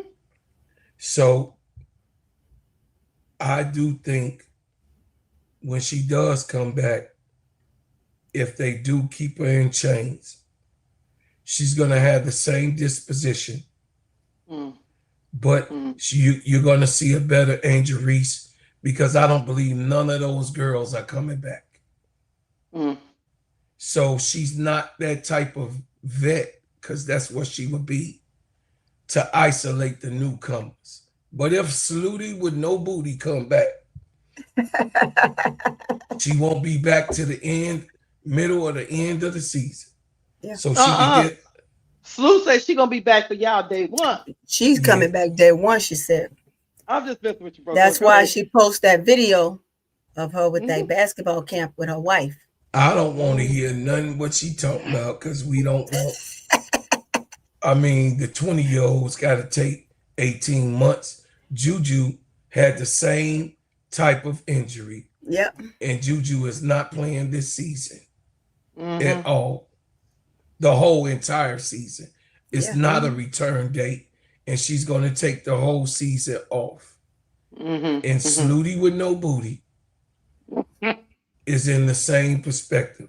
Going to get your welfare check, your last stipend, and go ahead on off into the sunset. We do appreciate the championship, even though you was the third or fourth option on the team, because your ass wasn't the first. But anyway, Jeff P lied to you and thought and made you think that you was the first option, which that really was Camilla when you got here. And then as Angel progressed and Unrivaled Translate, you still wasn't the second option. But that's why you was shooting and missing. Yeah. You was shooting and missing. You look like trash while you was playing, because you didn't have complete games. Angel is going to do all right. You guys, I'm being as serious as I can with this soliloquy. Right. Angel Reese don't need anyone to help her be Angel Reese. She knows who she is. She don't give a damn about Jeff Pagliosha. She don't give a damn about no speaking, no coaching ass Tyler Marsh and non-development play that he is a false developmental coach, because he didn't work with her. He did throw her in the position, like she said. He put her there in the position, but he did not enhance what she can do. Chelsea Gray did that confidential piece. So I'm going to land right here. Everybody have to be cool and let this SHIT play out. Let it play out, because we know Angel is going to do the best for Angel. And we all want the best for Angel. And wherever she go, we go. And whatever she do, we going to be there to hype her up on this channel and these Simply Ball Dropping podcast streets, and give a shout out to each and everything that she does, no matter what team she plays for. But I really do think me and Tony talked about it, and Sister Keisha on that very call, as things they hoping things simmer down. They're hoping things evaporate. But I don't think no further than what her mother said. And you all ain't her mother. Nobody in the chat, nobody on this panel. Her mother said that they got a 2-year plan and they're going to see it through. So Mama Angel Sr. said it's a 2-year plan and they're going to see it through. And if it don't go to what they need to do, Angel already told you what's the next move in our land. I hope you land, because I need you shut the hell up. I got the audio. I did this for Sister Hold Tony. on, I'm trying. Pull it up. Nah, you trying can't come on, Sister Keisha. Pull it up. My computer is doing something a little funky. I'm trying. I saw it when it came pull it through. up. But you got Duval, you ain't gonna be doing too much of this. You let me cook. You let me cook. Go ahead and cook then. I gave you the Let me cook. Okay. And look, don't cook too long, because we got another topic. No, I ain't trying to cook nothing. I just want to play the audio. I just want this for Sister Tony. What is it? Oh, for Sister Tony. Okay. Here we go. Yeah, let me hear it. Bro, I always want to put the seasoning in there. We don't want your seasoning. We don't want that spices. You know what I'm saying? We just want Lord, here we go. All that. So at the 2-minute mark, 2 minute and 07. 2 minute 07, yeah. Start from right there. You start from right there. You know, Kenny Carter, you still start ready to playing whatever you're doing over there. Playing Backlash. Shut up. Now let the audience hear. Where Vandersloot is back with the team, his loyal lieutenant, the person that he credits in a Chicago Sun-Times article for actually helping put his career onto the path that it's on now. So however you want to slice it, it seems pretty clear that there is a divide within this locker room. Angel Reese on one end, Courtney Vandersloot and Jeff Pagliarca on the other. Here's where everybody is right and everybody is wrong. It's valid if you're Pags and Vandersloot to see the fact that you won a championship in 2021 under this same culture that you feel you are building now, and feeling that Reese needs to step in line because, after all, you have the WNBA ring on your finger. Angel, however, is just as valid. Did she do the right thing in how she communicated her remarks? No, but she's 23 years old, and this is the type of growing pains that young superstars can occasionally have. Each side thinks that they are right and has a better idea than the other about what is good for the franchise. But what the Chicago Sky are doing right now is disrespecting their superstar to such a degree that everybody is noticing it. Other franchises, other teams, other players, us in the media, all of us see that the way they are handling a potentially generational superstar is wrong. Stop it right there. Stop it right there. I got to cook because, like I said, WBB, he is a good reporter, and he be on the boots on the ground. He got me excited. Let me tell y'all something. This is why this is the best show on the internet, because we do research over here. Don't interrupt me, Sister Tony. I played your audio. Now I'm trying to cook some greens. Now you know what I'm saying. You go in the corner, you make some Kool-Aid. I got to cook. You know what I'm saying. This is why we the best show on the internet, because we know how to get research. We know how to get facts. We don't just talk BS. We know what's happening. We do our homework. We talk to people. And so when I play audio like this, don't let people lie to you. It was a cold war between Vandersloot and Angel Reese. And Angel Reese said, kiss some grits. Vandersloot, you're too old. It's my team. It's my town. It's my city. When you look up in the jerseys, when you look up in the stands, you don't see no 22s up there. But you see a lot of 5s. It ain't because they're $5 bills. It's because of me, Angel Reese. You might see a couple 10s because, you know, people like Camilla because she's nice. You know what I'm saying? But you see a lot of 5s. You don't see no 22s. You know what I'm saying? If you're still stirring the Kool-Aid, Sister Tony, please stir the Kool-Aid. It's too sweet. Put some lemon juice in there. I still got to cook. This is why we're the best show on the net, because we don't give you any lies. We give you information. We want you to be informed, and most importantly, we want y'all to be educated. Because at the end of the day, if we're not educating you as the audience, we're not doing our job. Because us up here, we take our job seriously. Y'all just think we just talk and make jokes, but behind the scenes, we really do work. We really Work. find this stuff and we really collaborate and make sure that we put the best product on the planet when it comes to WNBA basketball and the Chicago Sky and Angel Reese. I land. Hey, Duvall, you didn't mention that me and you got the video and we set it off about the Cold War. Yeah, but I ain't want to Tony to go all through the video. You know what I'm saying? No, we ain't got time. Look, You could go over there. You could go over there, y'all, and check us out in the Players Club. Yeah. Me and Duvall did a video, a Cold War. Detail. It got a lot of hits on it. We went in deep detail about the Cold War between Courtney Vandersloot, Jeff Pagliosha, Angel Reese, and then, of course, the lame ass owners, Michael Alter and Nadia Rollinson. And I need y'all to go over there and check it out. Go ahead. Let me say this. Angel, enjoy your off season. Don't these country chick boys nothing. Baby girl, stop getting in them bikinis though. Leave her alone. I see. Leave her alone. Leave her alone. Leave her alone. You better put a skirt on. But leave her alone, baby. She's a model. She can wear what she wants. Here we go. I think I quit that. Just quit.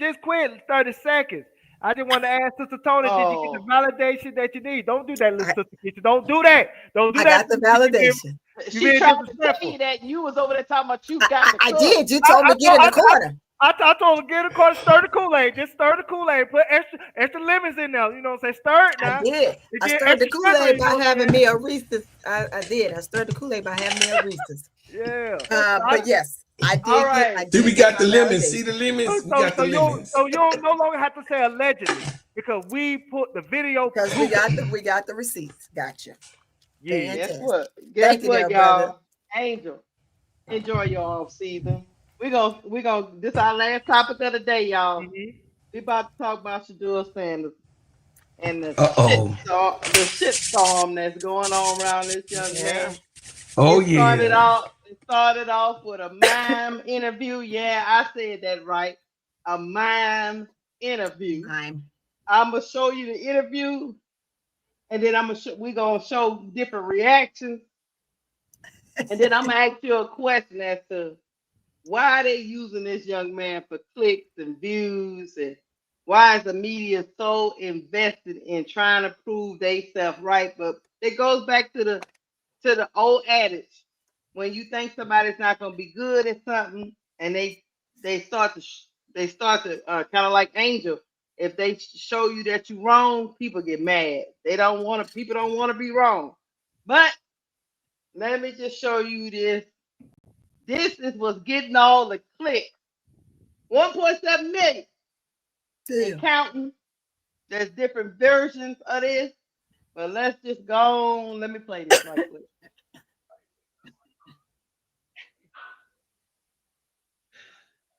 Vocally, anything to say about? Enjoying yourself and having fun.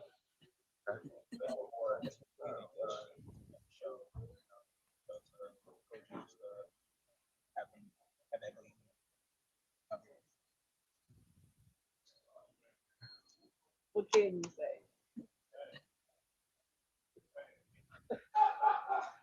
How much is Joe?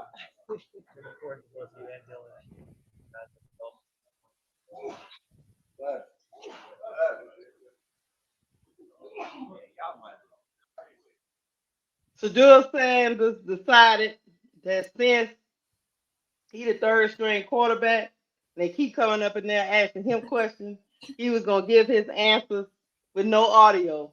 That's and right. mime the whole thing. Before I will read a little bit of this. I think it was Adam. This was Adam Schefter. So I think that who this was? No, Ian Rappaport. He said the expectation is that Sanders will play at some point this season when he's ready. When he does play, it will be with a full week of practice and a game plan built for him. Sanders made news this past week when he solidly pantomimed answers to questions. regarding the Browns QB situation. Sources say Sanders had a discussion with team officials that his approach to that media session was a message that got lost in translation. Be honest with you, I thought it was funny, but other people didn't like it. I'm gonna let y'all listen a little bit to the coach and talking about because Shedeur is still gonna be third string quarterback. Dylan Gabriel is gonna start, and Joe Flacco will be the second. This is what the coach said about Shedeur. Yes, Joe's the backup. Shedeur's the emergency quarterback. So having made the move now with Dylan moving ahead of Joe, what would a guy like Shedeur need to do to move himself up? Yeah, all of our players, and that includes Shedeur in this, are working extremely hard. We just finished our period after practice that we do every single day. Just finished a red zone 7-on-7 period where Shedeur and the rest of the younger guys are working on the 10 reps. So he needs to continue to do exactly what he's been doing and continue to do what all these guys are doing, which is just keep working. Yes. So that's what Stefanski say. T. Camilla says she wants me to play the interview. T. Camilla, there ain't too much to this interview. He was miming.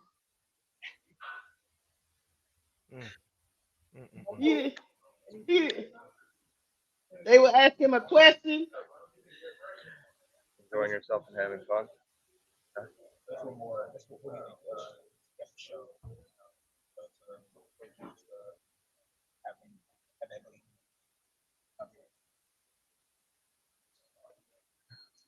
What can you say?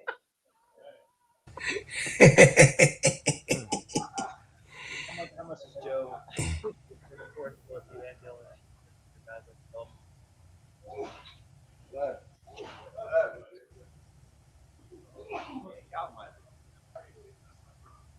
It's safe to say he threw with the media. But I'm gonna play a little bit of what they said on the arena, and then we're gonna talk about it.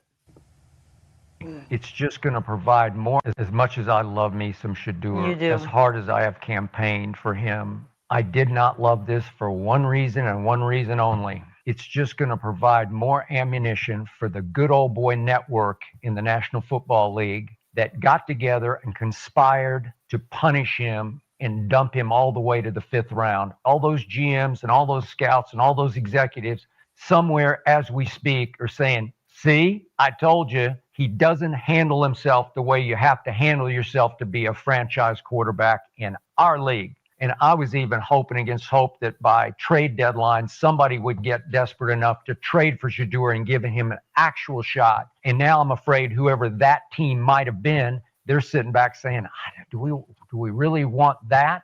Rex Ryan blasted him last week on ESPN and said he needs to get his in the front row and study. How the Rex Ryan know he's not studying? I don't know. That's a good question. How you know he's not in the front row not studying, Rex? I don't know. Well, somebody told Rex. Man, nobody told Rex. When a bat. Rex, ain't nobody told you. No. What you don't know, Rex, is he a football head. He is studying. Hey. That's why he looked how he looked when he got his top in the preseason. That's why he looked like that. Because he's a football head and he is studying. Hey, Rex is connected, man. He knows a lot of assistant coaches. Well, I'm connected with Shedeur, and I know he's a football head, and I know he is studying. Yeah. And when he get his op, you'll see.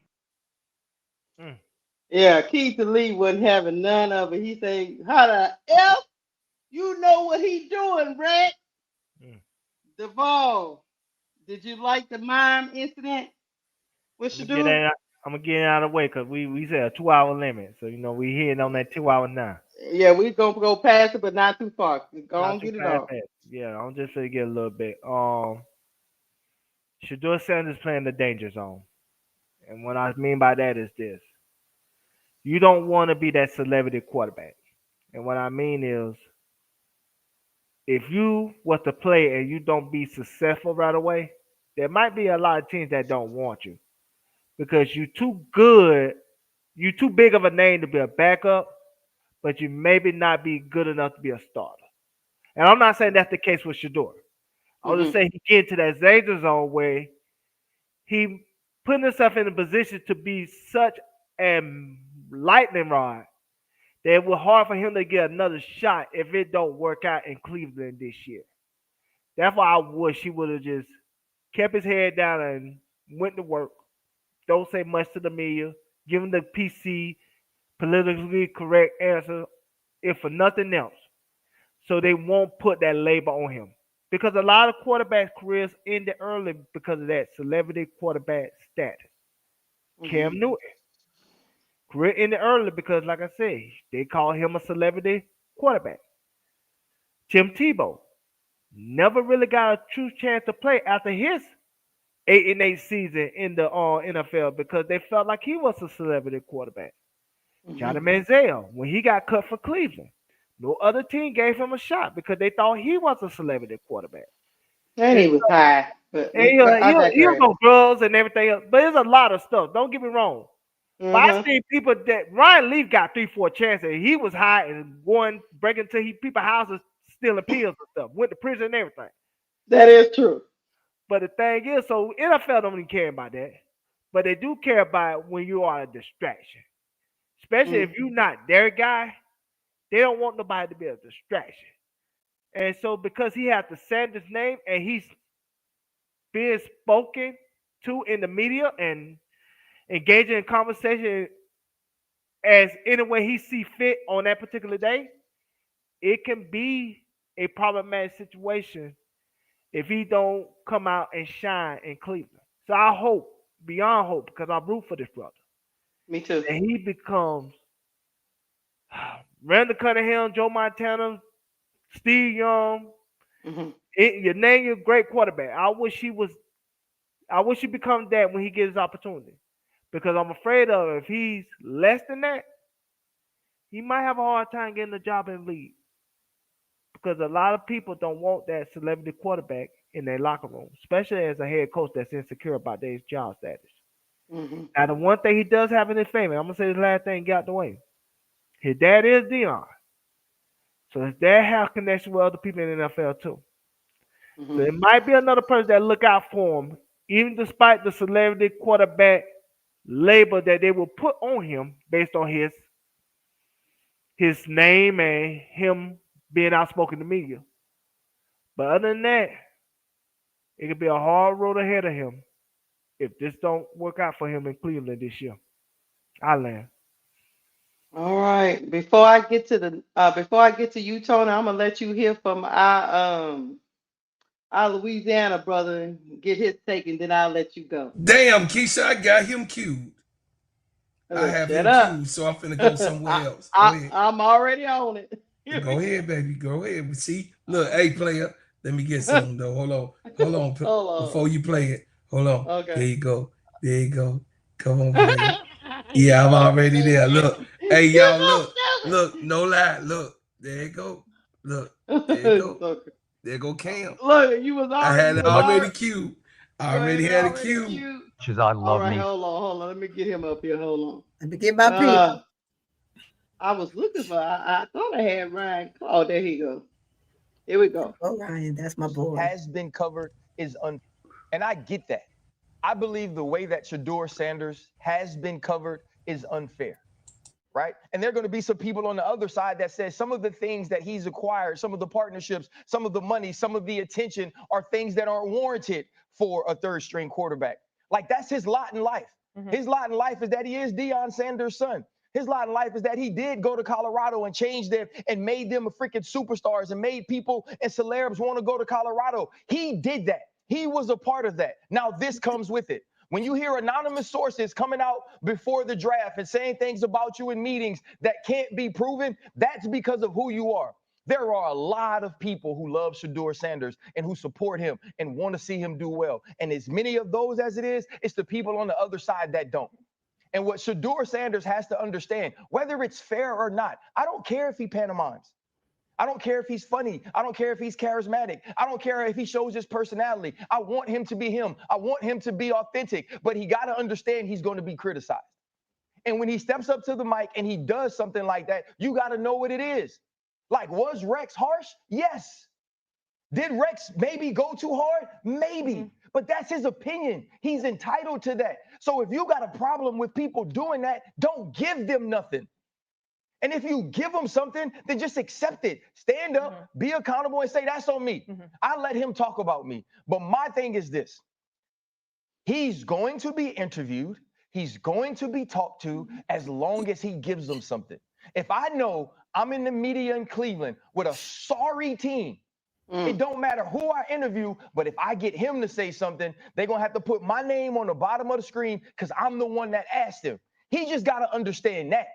It is unfair, Shedeur, the way you are criticized, the way you are treated, the way people break down everything that you do, but that is what it is for you. That's the reality, and you got to move forward knowing that. Yeah. Tony? Every single word he said was absolutely correct. And take us back to Angel, right? Angel said nothing, but she gave you a lot. So it's the same thing with this. For anything that he say, he's going to be criticized for, whether it's good, bad, or indifferent, just like Angel. So why feed the animal, right? The animal is hungry, and they're constantly coming for you because they know you're going to feed them. They're going to get so full off of you that their bellies are going to swell. By the end of the season, they're going to be so big they can't move because you fed them so much. Stop feeding them. I totally agree with that. Duval alluded to that too, right? Don't give them something to constantly come after you or to constantly say something. I would rather them attempt to come for you because you said nothing than for you to give them something. It's important. And again, he too, he's young. He doesn't know any different, but he's himself. So in a sense, he does know because he's been around a lot of it with his father. So that's the twofold in that. Don't continue to be you, just like Ryan said. He said it perfectly. You can't say it any better than that. Don't give them something. Don't constantly feed them to give them headlines, to make them important, to give them 1 million views off of it. Yeah. Right? Let them go out and spill what they want because you said nothing, and they might get 50 million on there. They're not going to get that large number of views. Well, 50K, I'm sorry. You're not going to get 1 million views on it. You might get 50K because they want to know what you're saying, but then when they realize you said nothing, the view goes nowhere, but the likes are no longer there. You know what I'm saying? So don't feed the beast. Don't feed the beast. Don't fuel the fire. You just got to let it ride. It's just that year where he has to let it ride. And we understand this is his first year, and he has to figure it out. He has to figure it out. But he's also being himself. He's funny. He's giddy. He loves to talk. But don't give him anything to come after you. Don't give him anything to give you the headlines. Don't give them anything to give them those views that makes their job a lot easier to get paid off of you. So, and I land. Let me tell you, before I get over to Bro Claude, Steven Jackson is what I'm gonna play for Bro Claude before he go. Yeah, hold on, bro. That's my boy. He keeps it a buck. Yeah. So I got this for old bro Cliff. Yeah, I've been watching him. What up, world? I just saw on Instagram that Darren Orlovsky and Stephen A. Smith trying to tell Shedeur how he should respond and how he should act to get on the field. Like, are y'all talking to the Browns? Or is the president of the team organization telling y'all what he should do? No. Success does not have a dress code, bro. No, you can't tell somebody what success looks like, especially if you haven't had success in that space. But one thing I do know, success looks a million different ways. And the best way to success is being yourself. Nobody can tell you how to respond, how to act, or how to feel about things. That's you. You respond how you want to. But what you don't do is let people dictate who you are and how you respond and tell you what success looks like. Success looks a billion different ways, bro. And people that's never had success in the things that they talking about cannot tell you what it looked like. Have a dress code. What up, Bro, Claude, what's your take on this? Stack say, look, let that young man be him. You can't tell him because because Shedeur did that in response to Rex Ryan going on there acting a fool, told him to keep his head down, be quiet, and learn. So he Shut up decided to and say catch the ball and throw it, that, Ninja. and so basically, he said the next interview, you're not gonna hear no words out of my mouth. Keisha, go to the Players Club and pull that up. Put it on the screen. Put it on the screen, god dog it. Is it what's that I girl's just sent name? it. I just sent it. It I'm should be clicking on queued it. up. Is it Put it Otto? up. Then I'm a fire this boy up. Is it Otto? That's what I'm asking. Yeah. Okay. Just making sure. Shady. You know, I got a lot of X thing. I just want to make sure I got the right thing. That's all. All right, here we go. I'll make that bigger, and then I'm gonna hit this and hit the shaft. If your talent does not match your distraction, then they will not make room for you. If he wasn't a black quarterback that came with that swagger to act like he didn't need the NFL, his dad was, this won't be no conversation. NFL played a part. Shedeur played a part. Everybody acknowledged both parts that were played. That's all I'm asking. And what's Shedeur's part? So I'm clear. The part is this. Shedeur could have carried himself differently going into it. At the NFL Combine, he could have thrown. So what happens when top prospects go to the Combine and they don't run? Right. If black, I don't think he would have acted like this. You feel me? Because the culturally, that's how Shedeur. You feel me? This is crazy. It's a new. But for real though, Yo. like what white people don't. What white person cares himself like Shedeur? Jackson Dart got some swag to him though. But even that, the chat is saying like, yeah, when Jackson Dart does it, it's called swagger. Yeah, it's called he's hype, he's hard. But when Shedeur does it, he's cocky. Come on. If Jackson Dart had swag, I digress. It's not a color thing. Some people have swag, and that's just them. You know, some people are cocky and conceited, and that has nothing to do with color. Wait a minute, goddammit. Wait a minute, goddammit. The Bluetooth device is ready to pair. You and your Bluetooth device, bro. Start over. Play it again. Play it again. Listen, goddammit. I don't want to hear none of this other stuff that we talking about. So, my man that's white, he got swag. White boys doing his swag. Shedeur do it. It's big. Oh, okay. So the Manning man do it. That's the Manning looking for the best future for his offspring. But the Sanders man do it. What these ninjas and who they think they is? Wait a minute. I mean, is it just me? Or what? Or do we call that a double standard? Do we call that a second-class citizen? Do we call that, Ninja, all we want you to do, because we own you, boy, is throw that ball, shut your mouth, sit down, and don't even smile. Look down and walk and see what your shoes do. And that's put every last one of them in front of the other one. No, man. I'm not going to let you get away with that, Tony. I'm not going to let you get away with that. I'm not going to let none of them get away with that. The white boy is swag, but Shedeur, I'm not saying against you, Tony. I know I'm not saying that. I'm saying what you said. I know what you're saying. No, that is wrong.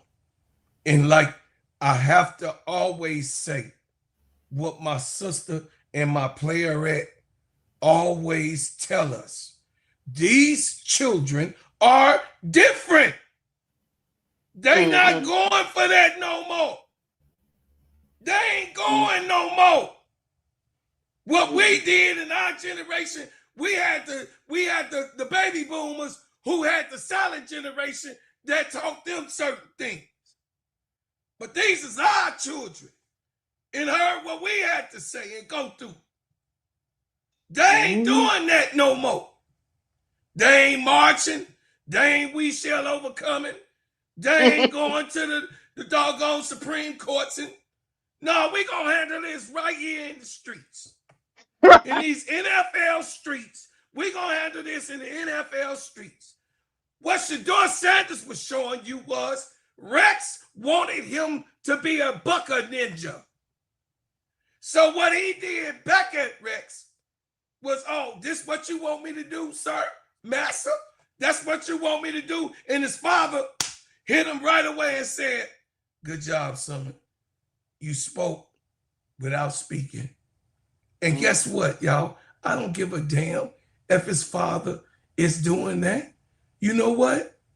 They want him to be a fatherless, a mother-kept man so they can just do all of what they want to do, say what they want to say. Because mama gonna say, now get along now. You know. See, mama gonna coddle you and look for your best intentions. And mama gonna stop you from going into that street where they shooting them bullets at. And she gonna say, baby, don't go in that street there. They shooting over there. Well, goddamn it, I'm the daddy that say, put your helmet on and you run to the conflict. Because it gotta go. Listen, we gotta die anyway. We gonna die anyway. You might as well die fighting. I'm a fighter. I'm gonna stay a fighter. Keisha, you know. Tony, you know. I know. All you know. I'm gonna fight. My son gonna fight. The baby gonna fight. Dream gonna throw the bottle. We gonna all be fighting in this mother sucker. Not my baby Dream. You come up in this house, the baby gonna throw the glass bottle at your ass. We all fighting up in here. So if you got a problem with my main man getting swagged out, because that's really what it is. They made that, hey, they mad. They mad that this man right here, hey, they mad at my man that's just standing in the middle of the field and doing all that percentage. You know what I mean? 76%, 82%, 67%, 92%. They look, they mad that the man could just stand in the middle of the field and put his arm up and say, legendary. The nerve of him. Who do he think he is?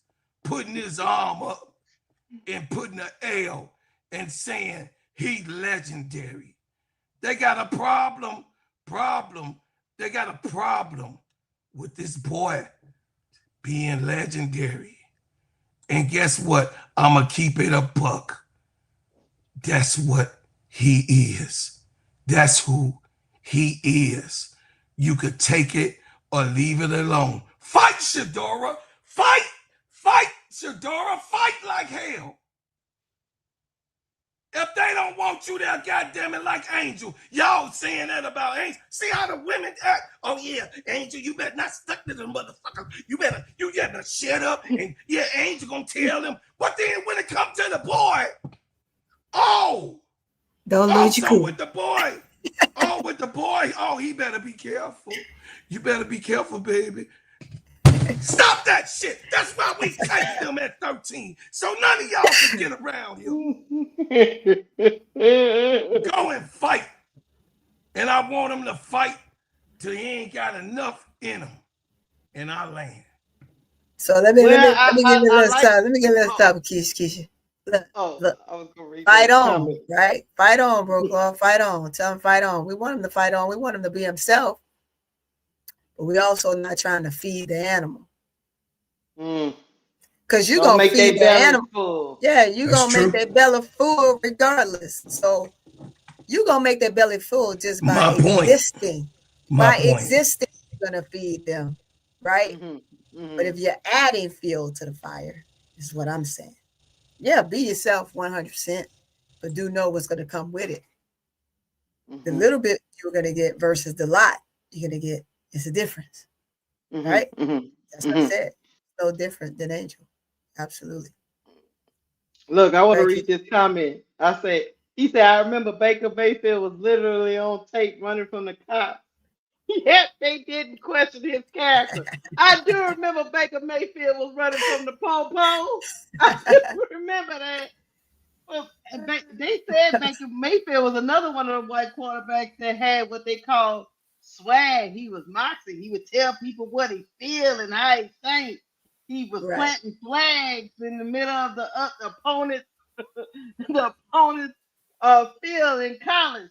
But they said that was, he have a chip on his shoulder. That's another word they use. Ain't nothing wrong with a little chip on your shoulder. Ain't nothing wrong with that. Just a little bit. Y'all forget about Johnny Manziel. Johnny Manziel. He's another one they say he had swag with that white powder too.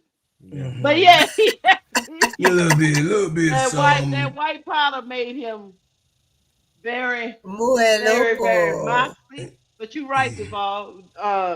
Johnny Manziel was telling them all to shove it up they buttocks. Even before he even got to the league. And they didn't do all of this what they doing. So I digress. We about to get up out of here. We are over time. And it's all Duval and Brocard's fault. It's not Tony because she is my partner. These other two minions on the end. I don't know. Boy, Duval. Duval. I don't like that tea. You're right. Thank y'all for rocking. Look, what you want to say, Duval? See, I'm gonna give you a chance. Don't say it, Duval. I got an update. What you got? I drunk another apple cider vinegar. So I think I'm a little longer. See what I'm talking about? These are the extra minutes, chat, that we don't have time. We spent 5 minutes talking about this man's quesadilla and his apple cider. Vinegar. Don't forget about vinegar. And vinegar. I'm sorry, I forgot about the vinegar. And maybe if Angel would have drunk some apple cider and vinegar, she would be all on the microphone and stuff. Stop being a hater. You're a hater. You're a hater. Don't look, not too much. Not too much, Duval. I'm very respectful. I'm very respectful. Not too much, God dog. Let me tell you something, Chad. If you don't hear from Duval, you know he got beat up. That's all I'm gonna tell you. He got smacked up. We can't do it on camera. We can't do it on camera. And he not gonna want to show that big hematoma on his forehead that he got hit. He ain't gonna want to show it. So Keisha gonna throw that thing she hold for her wrist at him dead in the center of his head. Hey y'all, we about to get up out of here. You know why we about to get up out of here? Because y'all they got us overtime. Now we got to talk to boss man about us going overtime. And now we're going to be in the HR office trying to fill out paperwork. It was all Keisha's fault. Yeah. We don't run the show. We don't run the show. Keisha run the show. And then you ain't pay the bills yet either. We not paying no bills. You know why? Okay, we ain't going to pay the bills. Okay. Y'all hit the like button. Yes, ma'am. Y'all hit the like button. Hit that like button. Y'all hit the like button and let me hear from the sponsor. Shit show no good. You a ninja. Underdog Fantasy is the best way to play fantasy sports. Let me tell you about the simplest way to get in on some WNBA and NBA action. Find your player, pick higher or lower, win you some extra cash. Pick between 2 to 5 players to fill out your pick-em entry, get every pick right, and win some serious cash. Use our promo code FCT and receive up to $1,000 in bonus cash. Now that it's football time, follow the 4-court trio as we share our picks. Like I said, pick your player, choose your amount, win money, make picks, win cash. Thanks, Underdog Fantasy, for the partnership with us, and thank you for using promo code FCT on Underdog Fantasy. Hey y'all, that dang old Brocard is crazy as get out. He's so love. Right. Hey, we about to get up out of here. I gotta go to bed. Let me tell y'all this before I go. I'll be up at 8:30 in the morning. because the damn no good Browns is taking on the Balls Jaguars. So I get to see Travis Hunter No, and no, see what no, the no, no, Browns. no, no, no, No. no, no, no. That's a What? lie. See, you What? lying. What? We play Monday night. We play Monday night against Kansas City. We play Oh no, Monday it's night not against you. Kansas. Who y'all playing? We play Monday night against Kansas City. Well, who am I going to see tomorrow? Who am I I think you're seeing? going to see the Browns versus the Minnesota Vikings, and the Oh Brian yes. Boys. Yeah, the Look, Vikings, the wrong Vikings, the host, Vikings. y'all. Sorry. I'm gonna be up at 8:30 in the morning. That's why I gotta go to bed because I'm getting a little crazy. Okay. Boss man 8:30 in the team playing morning. No, tomorrow. you already crazy, but go And I think ahead. they're gonna be in another country, right? They're gonna be in London or Yeah, somewhere. Yes, I think yes. Scotland or something like that. That boss man Um, team. He playing in the morning. okay, it's Minnesota versus the Browns. I get to see my boy Justin Jefferson play, even though he ain't got no quarterback. But anyway, but then I get to see Travis. No, I don't get to see Travis Hunter. He on my brain. God damn That it. foot I see Monday him night Monday, but football. I'm calling the game because I want to see what Dylan Gabriel do tomorrow. Mm-hmm. Yeah, I want to see what Dylan Gabriel do tomorrow. Is JJ McCarthy gonna play tomorrow for Nope. Boss Man? It's on Carson Wentz. Wentz. I like Wentz. Yeah, Wentz all right. Yeah. I Yeah, mean, McCartney hurt. yeah, McCarthy hurt. They Yeah. better I get the ball. agree. They better get the ball to Jetta. That's all I got to say. But anyway, I gotta go. I'm pretty sure we'll have a follow up. Dylan Gabriel is gonna get his start, and we're gonna be there hate watching. Hate watching. Well, I'm gonna be on post tomorrow, but I'm gonna still I'll hate be hate watch. watching. Yeah, I'll be hate watching. All right, y'all. Have a Monday night. I am gonna call that game with Travis and the Chiefs. So Okay. there's that. All right. We out, y'all. Y'all have a good night. Go to bed. Don't be out there twerking. Go to sleep. Good night. You messy mother. We out. T We out. Camilla, don't be twerking, T Camilla. Bye, you no good ninja.